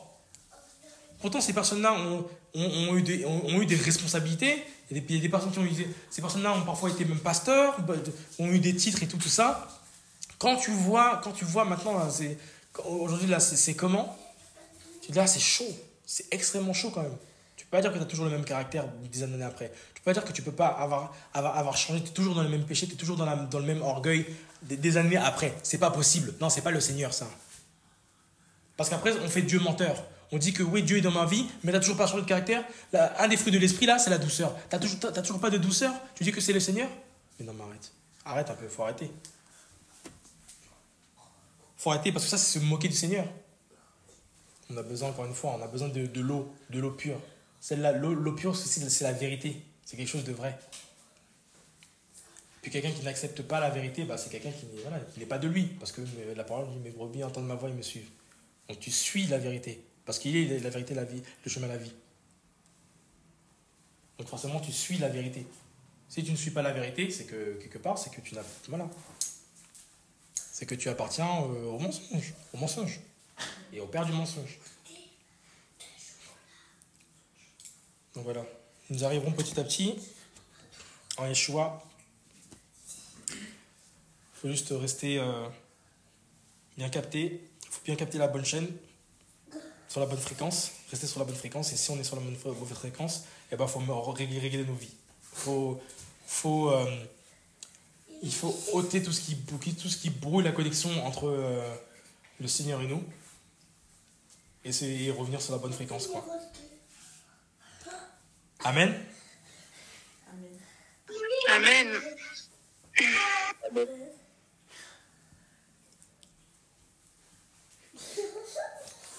Est-ce que quelqu'un voulait ajouter autre chose?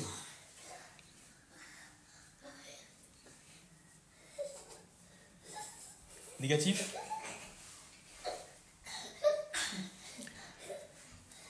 Ok. Nous allons terminer alors. On va finir par une prière, on va prier. Tous ensemble. Ok. Et puis déjà on va remercier le Seigneur, important de rendre grâce au Seigneur pour ce qui est partagé. Mais également important de demander au Seigneur aussi de nous aider. De nous aider dans notre marche.